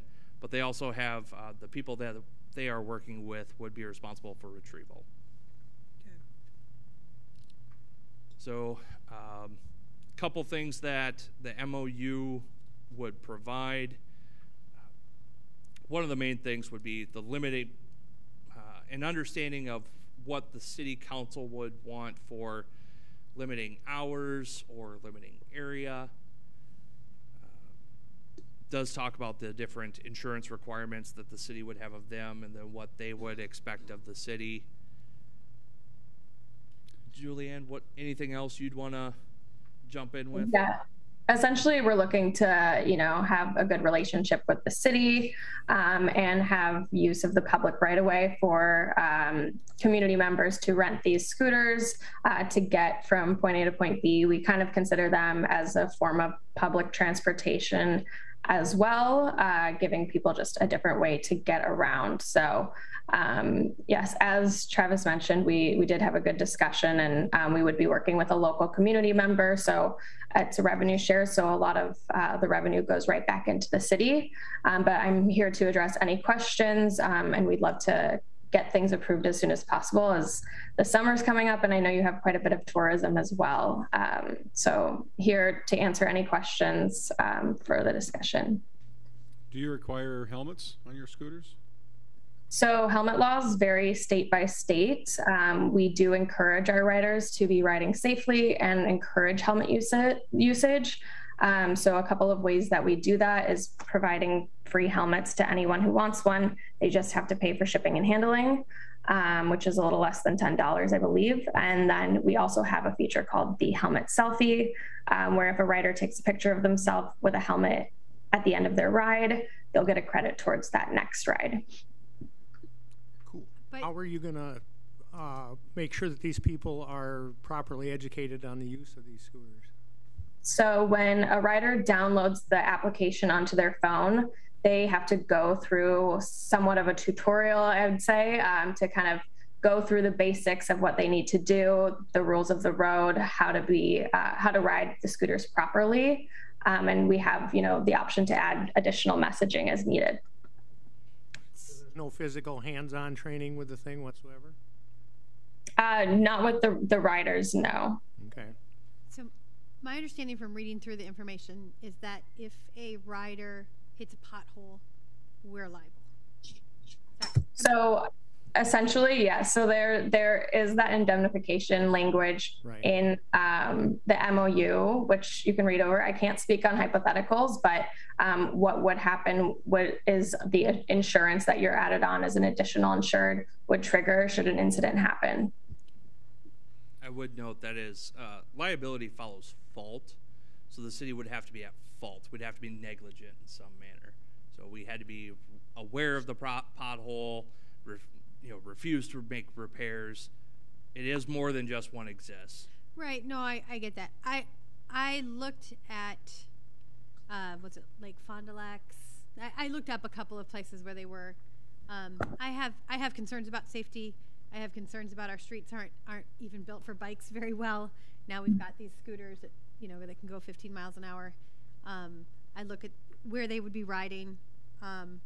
We know our streets need a lot of repairs, so there's a certain amount of I feel like we are at risk. I don't like that helmets aren't required. And we can say all those things about helmets, but it's not like you're going to walk up to them and be like, oh, I need a helmet. Where do I go get one?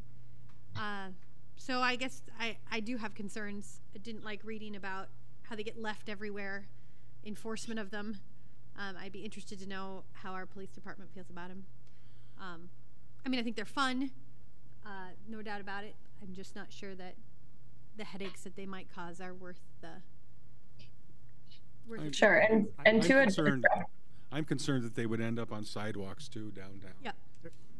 I know Cedar Rapids had an issue with them last summer where an 8-year-old and a 12-year-old kid were seriously injured. I don't think either one was killed, but they since changed their laws regarding these, and they've forced them to, with a ID, state-issued ID, be able to prove that they were 18 years old to be able to utilize one of these. I don't know if that's something you're considering.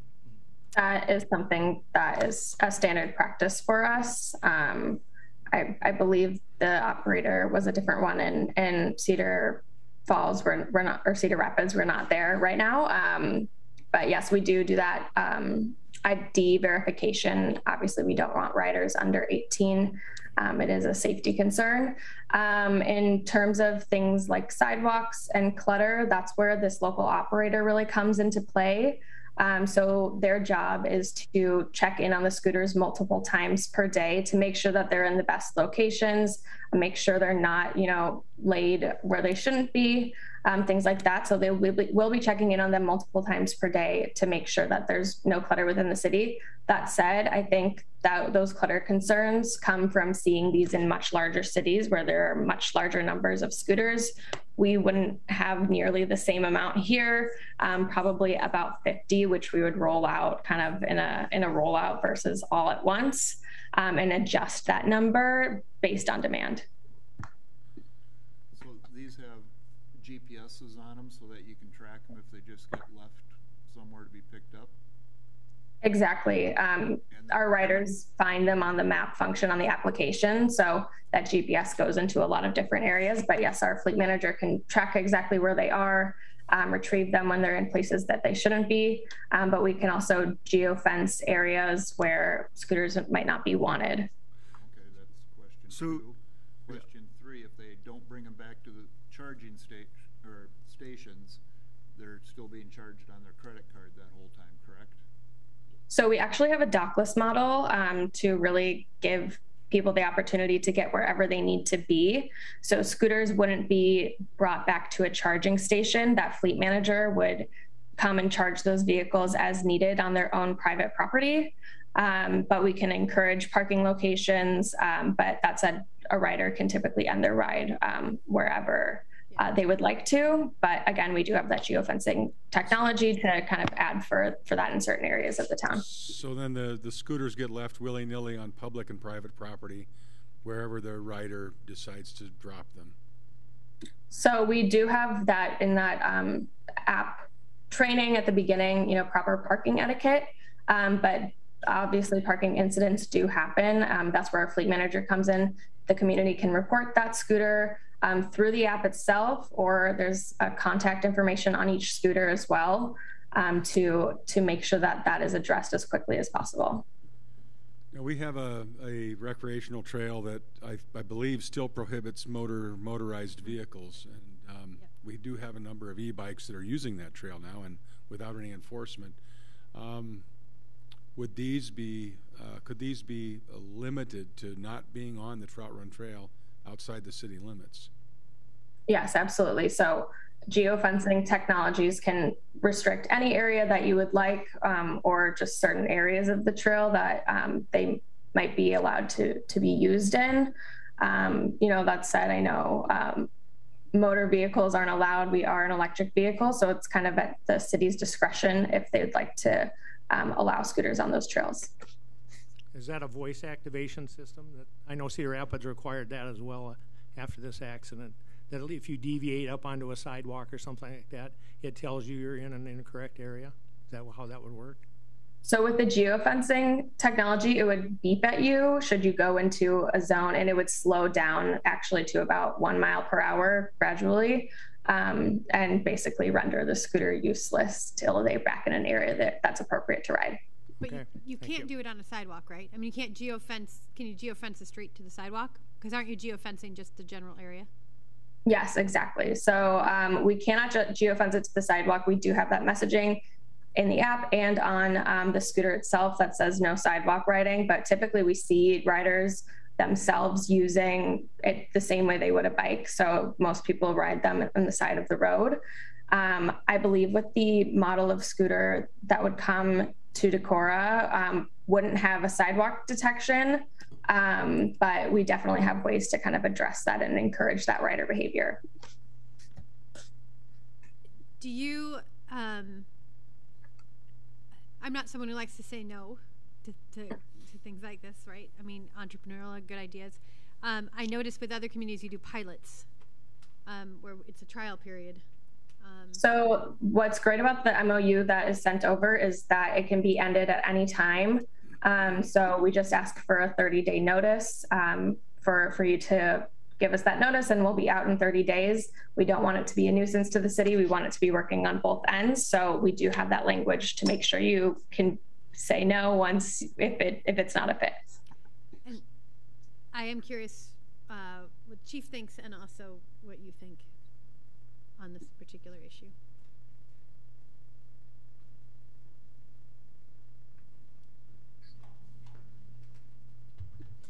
Dave Smutzler, 609 Center Avenue. SM, UT. 3-minute time limit. I'm not in favor of them. I think the headaches are going to far outweigh the use of them. I'm a short, fat, bald guy in his mid-50s. There's no place in town that I see that I can't walk to. I don't think we're large enough that we need to have scooters. Last summer, most of my time was spent chasing a group of scooters around town. I know it's young people. I know they're not governed. I know they're not leased. But the complaints that came in almost daily where they're on the sidewalk, they're running havoc with pedestrians. I watched one hit a pedestrian one day, so I know they're valid. Same reason I don't like the questions of how come I can't have my ATV and UTV on Decorah City roadways. They're not built for safety. If you get into a motor vehicle accident, you're not going to come out in the winning edge. I know they're governed. I think that's great. They are. I just don't know what need we have for them. And we talked about them being disposed of wherever they want to be. I was in Spokane, Washington. I know a different group. It's not your group. They had them, and we were walking across a beautiful pedestrian bridge looking at the river and the waterfalls, and there's a scooter right in the middle of the water. I went to a Twins game this week. As we went by Rochester, they must have them. I saw one laying on the shoulder of the highway on an exit going down to Rochester, and they've already said that they're going to not make you take it back to a charging station. You're going to drop it wherever you want to drop it. I think we're going to know how that ends up. Thank you. Yep.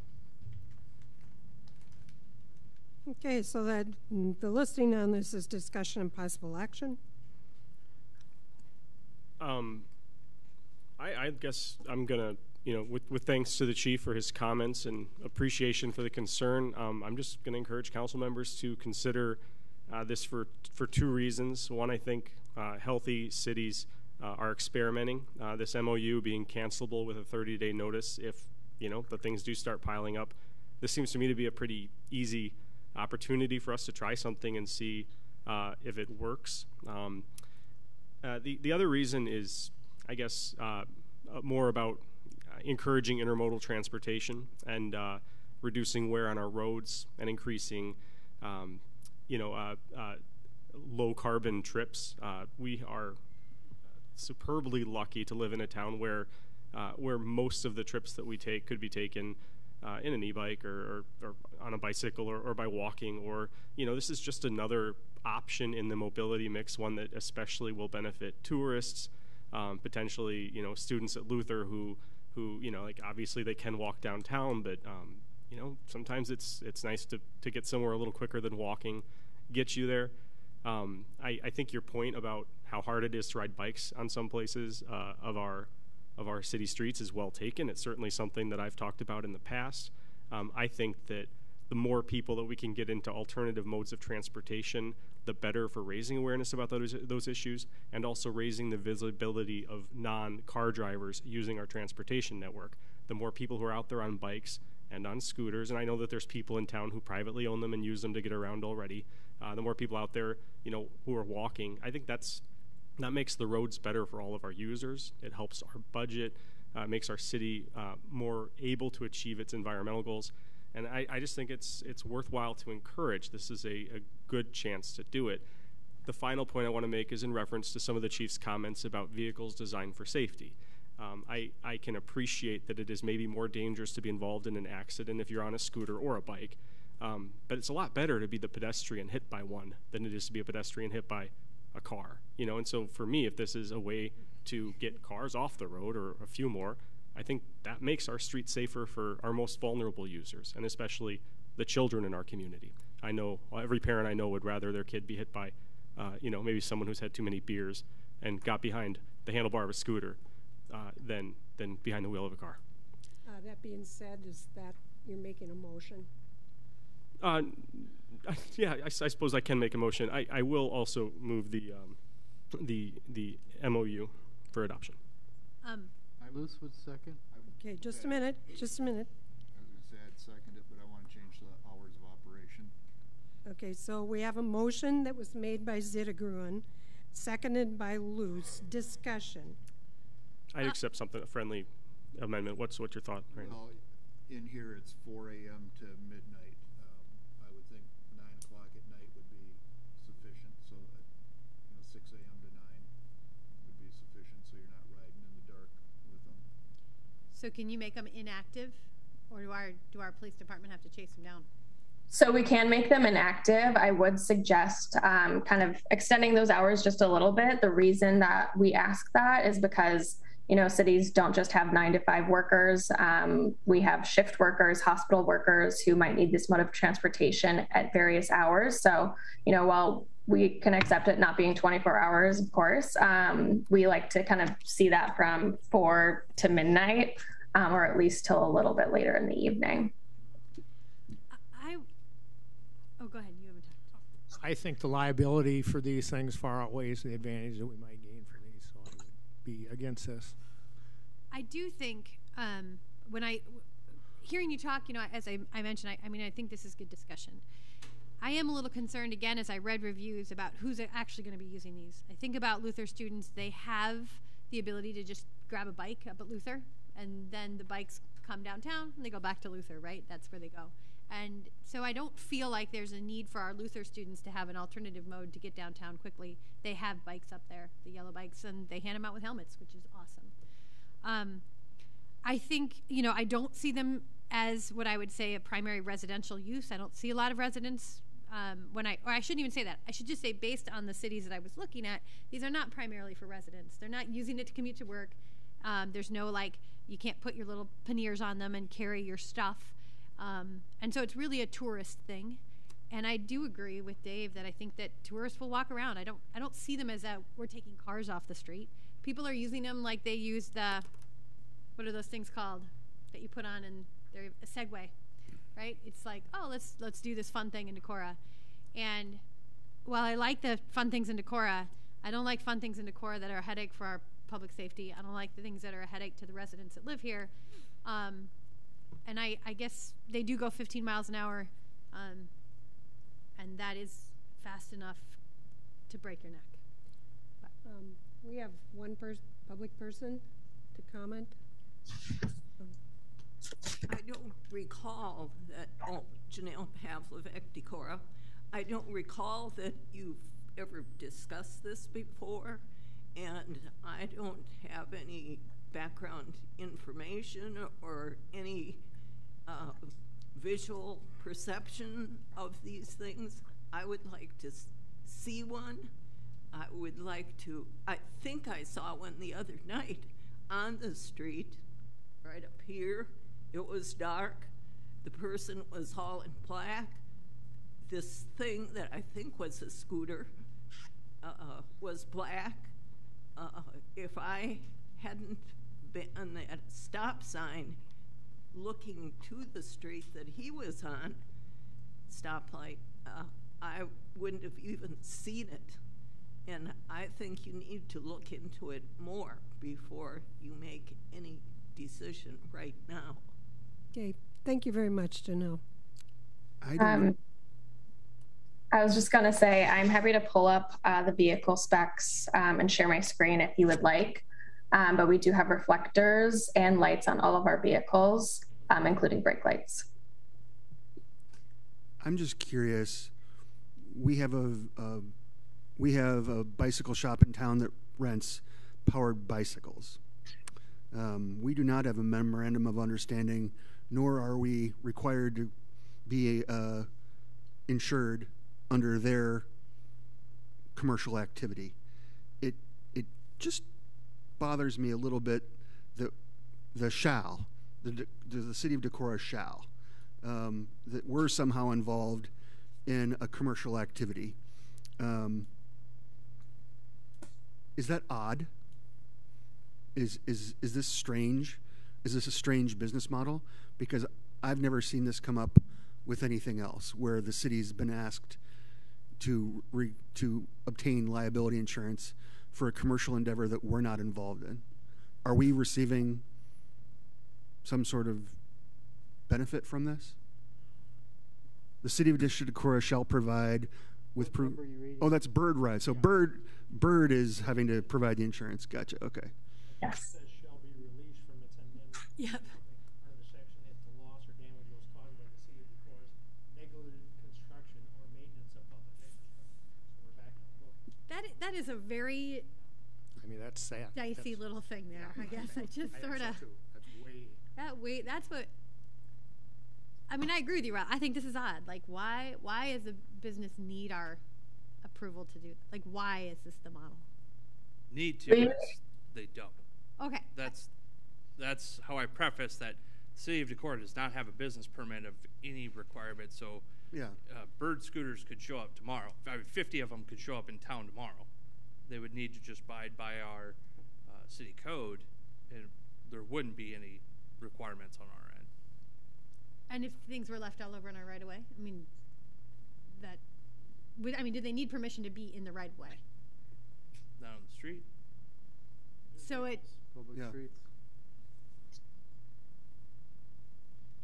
We could. I mean, littering would come up, right? Like if that became a big issue on our sidewalks. But I don't know. I think give it a shot. I was wanting to avoid this publicly, this statement, because don't everybody run in if you get hit a pothole and you bend a rim, because one, you're driving way too fast if you bend a rim doing that. But that liability is only going to extend if the city is at fault, and that's going to exist regardless of whether this MOU is in place or not. Correct me if I'm wrong, John. Yes. Correct me if Well, yes, but I would say I kind of go to the point that you guys have made. What's the benefit to Decorah by getting into the MOU? Are we giving an entry for liability for the city that wouldn't be there but for this MOU? That's my question. And they can still operate. As we've all said, they can absolutely still operate. When I looked at it, I thought, well, you can get access to some data. I suppose without this MOU, there'd be no insurance requirement. But are those benefits enough to outweigh any potential risks? That's... Yeah. Gives them one more piece of evidence they could use against us. I mean, well, that was my thought too. Right. You know. Well, I do see some restrictions here that the city of Decorah shall not consent to the entry of a judgment or enter into any settlement without prior written consent of Bird Ride. I support multimodal transportation, but I will not be supporting the action of an MOU on this case. Which we're still in the discussion, so we do have a motion in a second. Yeah, and I was just explaining my position. No, I wasn't correcting that. I just I was reiterating that. Gotcha. So we're waiting for a vote. So. Any other further discussion? I think it's worth a try. I think we can say we want to get rid of it, and you should get rid of it quickly. But if we don't... I just wanted to say as well, obviously we would be happy to continue to work on the MOU to everybody's comfort level, but our hopes would be to operate, and our hopes with the MOU as well are to, add value and protection to the city. Where's the value?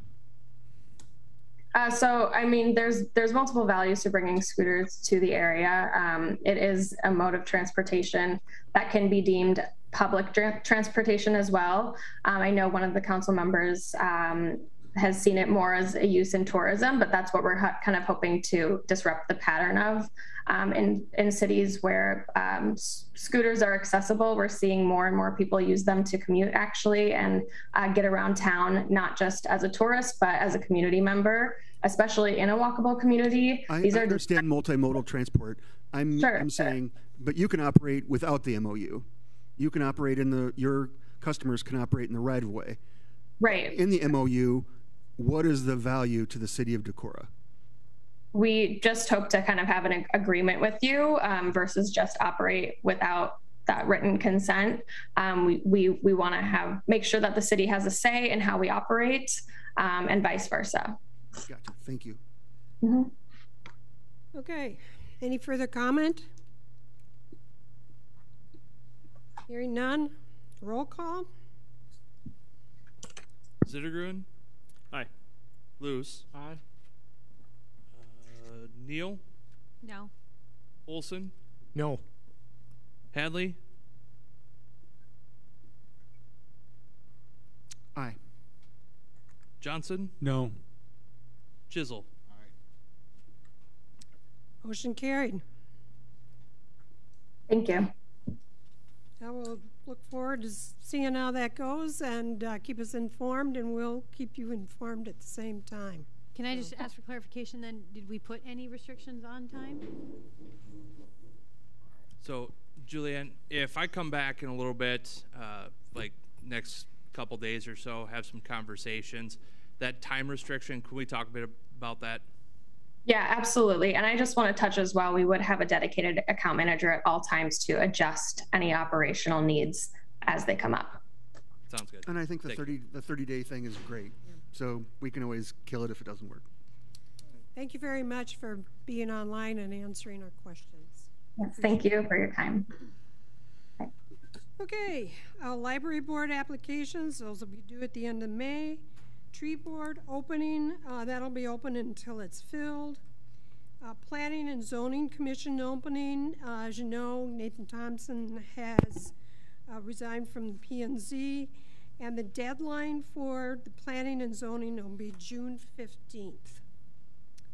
Department head, council, Travis. Okay, so I do want to start off. Kristen wasn't able to be here. She's holding down the fort up at the library. But RSVP was actually a recipient of the Governor's Volunteer Service Award, and they'll be receiving that later this month, so did want to say congratulations to them. North Alley Master Planning, we will have the kickoff meeting and city stakeholder meeting held on the same day. Look for an email tomorrow to try and get everyone's schedule together for that meeting date in the very near future. Contracts are finalized and we're ready to get going. Emily did talk a bit about the property tax analysis, so I did prepare one based on what state legislation did in 2013 that was applicable to the assessments in 14. It just for everyone's benefit, that legislative change resulted in negative impact to the general fund by $168,000 this year. So the city of Decorah had $168,000 less in our general fund to operate police department, fire department, anybody that's not water, sewer, or street, basically. As across the entire city, our total impact was about $332,000 for all our departments, or for all our funds. On the debt service side, which fluctuates, it's a static dollar amount, so the levy goes up and down. Our levy is actually almost 16 cents higher today as a result of that legislative action, as well as the single-family residential property owners in this community are now paying $38,000 more a year in debt service taxes than they would had 2013 legislation not have passed. Not that you need one more thing to do, but I noticed Paul left, which is our news people. Would you write it up? I mean, I really do want public to understand the impacts. Yep. I feel like we get hammered all the time about our property taxes. It's probably the number one question I get. And I think people need to understand how why it is our taxes are so high. You know, because I think they think that we're just tax and spend liberals, and I want that image to change. Well, and I think it also indicates the need for us to be able to bring in additional money and be able to support the taxes that we're not getting anymore. That's all I have. I want to thank you guys for putting it together. Yes. It was excellent. It's so helpful. Yeah, it was great to put together. It didn't make me angry at all. No, I'm sure. I do. I want to find a way to share it broadly. So even if you write it up and I can put it on Facebook, that makes sense for people. Thank you. I can't guarantee that part. Well, no, but I mean, I hopefully Paul will print it as a press release or just a, Yeah. Sometimes I feel like he leaves just when I'm like, really, don't leave yet. I will do that. Okay. Carrie. Last week I did meet with Decorah Bank and Trust, and so we will be going forward with receiving the check payments through ACH, and if that goes well, then I'll contact the other banks and see if we can. Could you say what that acronym is? The ACH, it's the automatic clearinghouse. There you go, thank you. It's the automatic payments, because right now people can pay their bills through the bank, and a lot of them think the cash just transfers over to our account, which it doesn't. It goes to a third party. They print the checks, and so we've had a lot of issues with that, people having late fees, being very upset. So we're trying to help the public so we can kind of take that piece out of it. So if that goes well at Decorah Bank and Trust, and then I'll reach out to the other banks. And then also on Wednesday, I'll be meeting with Pfizer. They can explain. That is who Decorah Bank and Trust suggested that we speak to regarding the credit cards. So I'll start that discussion with them and see what they can offer us. Great. Anybody from the department head tables?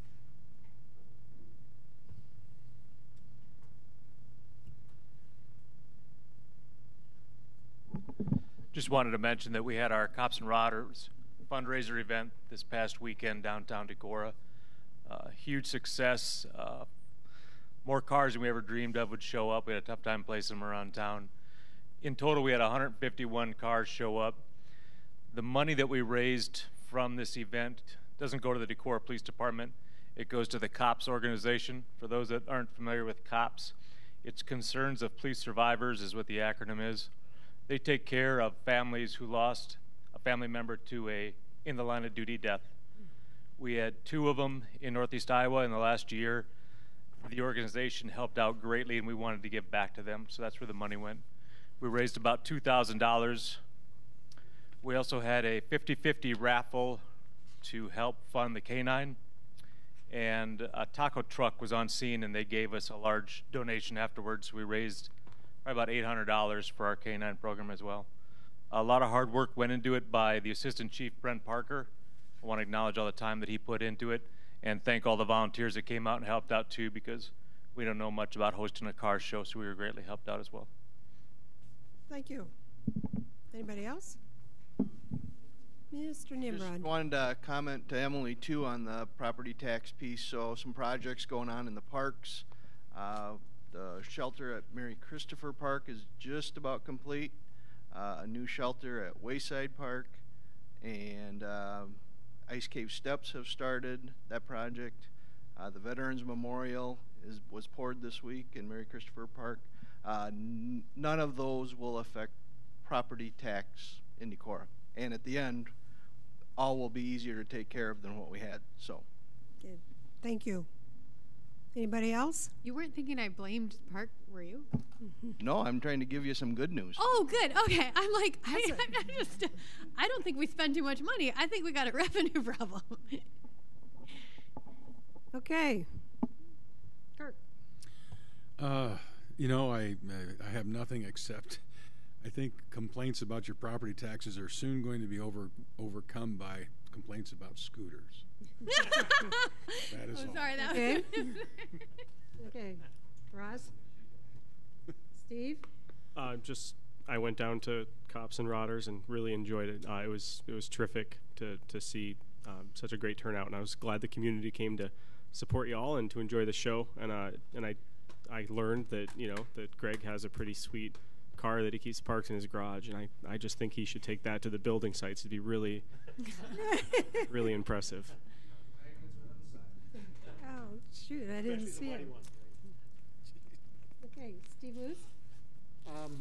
I attended a SMID meeting, and they were just looking at the flowers getting started and looking still, even volunteered to help with some watering toward the end of the season when the girls go back to school. So do a little bit for my community. Nothing else. Okay, I might as well chime in and then go that way. We did have a housing ad hoc committee, and Independence City Manager Al Roeder and then the pro temp John Kurtz came up. We had a great discussion. They've got a lot going on. Their problem was there's more people moving in because people don't want to live in the urban areas. So, but we'll continue to work with that. And then I think next time Steve will maybe be giving some information on an Iowa State a tool that we might be able to use. I think it'd be fun when you go around and think of something positive that you did, just something little. You don't have to do it this time because I'll do one, but think about that next time when you come. A lot of times we're talking about negative things, and it's kind of an announcement also in the fact that it's from the fire department, and Zach had said that when they went to go on one of their calls, the tire blew out on going. And so they were not able to use it, but somebody was behind them in a pickup truck and took everything that was in the fired thing and put it in the truck and went, but he never got anybody's name. So if somebody knows of that, but it's just one of those cool things that people are willing to do for the public. And they went on and worked, and then they had to come back and figure out the truck. Let's see. I think that's it from my end. I don't have anything tonight. Well, I'll say the Cops and Rodders event was really fun. There's my positive. It was great to see all the cars. I love People would be surprised, but I love looking at cars. That was really fun. Thanks. And I didn't see Greg's because I only got a little bit because I was on a time crunch, but it was super fun. And our town was so vibrant this weekend. It was a beautiful weekend. People were out. So I wish I'd been able to make my comment earlier because people left. But Chris, if you stayed to hear my comment, I really appreciate that. Thank you. I was sort of offended by the gentleman that said that some of us maybe were making this because of tolerance, right? I think when we sit in these, I don't know why I'm getting emotional, but when we sit in these positions, people judge us for the things that we do and say. Sorry, I don't know why this is bothering me so much. I think it's because I hear things like, my passion for the MEU is because I hate Alliant. That's not true. My passion for the MEU is because I love Decorah. I love churches. I think they are extremely valuable. But I also can see the pressure that families are on. Our budgets are tight. Our water rates are going up. All these judgments that people make about us, I think are unfair as we make difficult decisions. I think we're going to be hit with Quickstar. And I don't hate Quickstar. And I love parks, but I can sit here and understand the value that commercial businesses bring. That doesn't make me some kind of monster or intolerant person. It makes me someone who has to put the financial needs of our city first, which is an odd position for me to be in. And my parents think that is hilarious that I'm always talking about financial need, because that's not who I am, you know? I'm passionate about the things that I love and people and relationships. But ultimately, when we sit here, we make decisions that are fiscally responsible. I hope that the church finds ways, and I believe that they will, to contribute to our community. But I hope that people don't think that I voted against this church because somehow I'm an intolerant, church-hating, non-Christian human, right? That is not who I am, right? And while I don't identify as Christian, that doesn't mean that I don't see the value of Christians, of church, of any faith. And so I guess I was really offended by that comment and hurt. And that's what I wanted to say. Thank you. Now, and another thing, you had a very successful Public Safety Committee meeting with the Rural Fire Department. In the discussion, it went very well. But I missed it. Yeah, because I'm human, and And I really meant sick, that as a, because I really meant that as a positive. I know you did. I know you did. And Chris, thank you for staying to hear that. And let me get my foot out of my mouth. Again, I wish that, and I think people do recognize that we weigh many things in our positions. Okay. And they're not personal. Thank you. Randy. Nothing this evening, Mayor. Okay. Okay. Anything else to come before the council? Move for adjournment. Okay, thank you.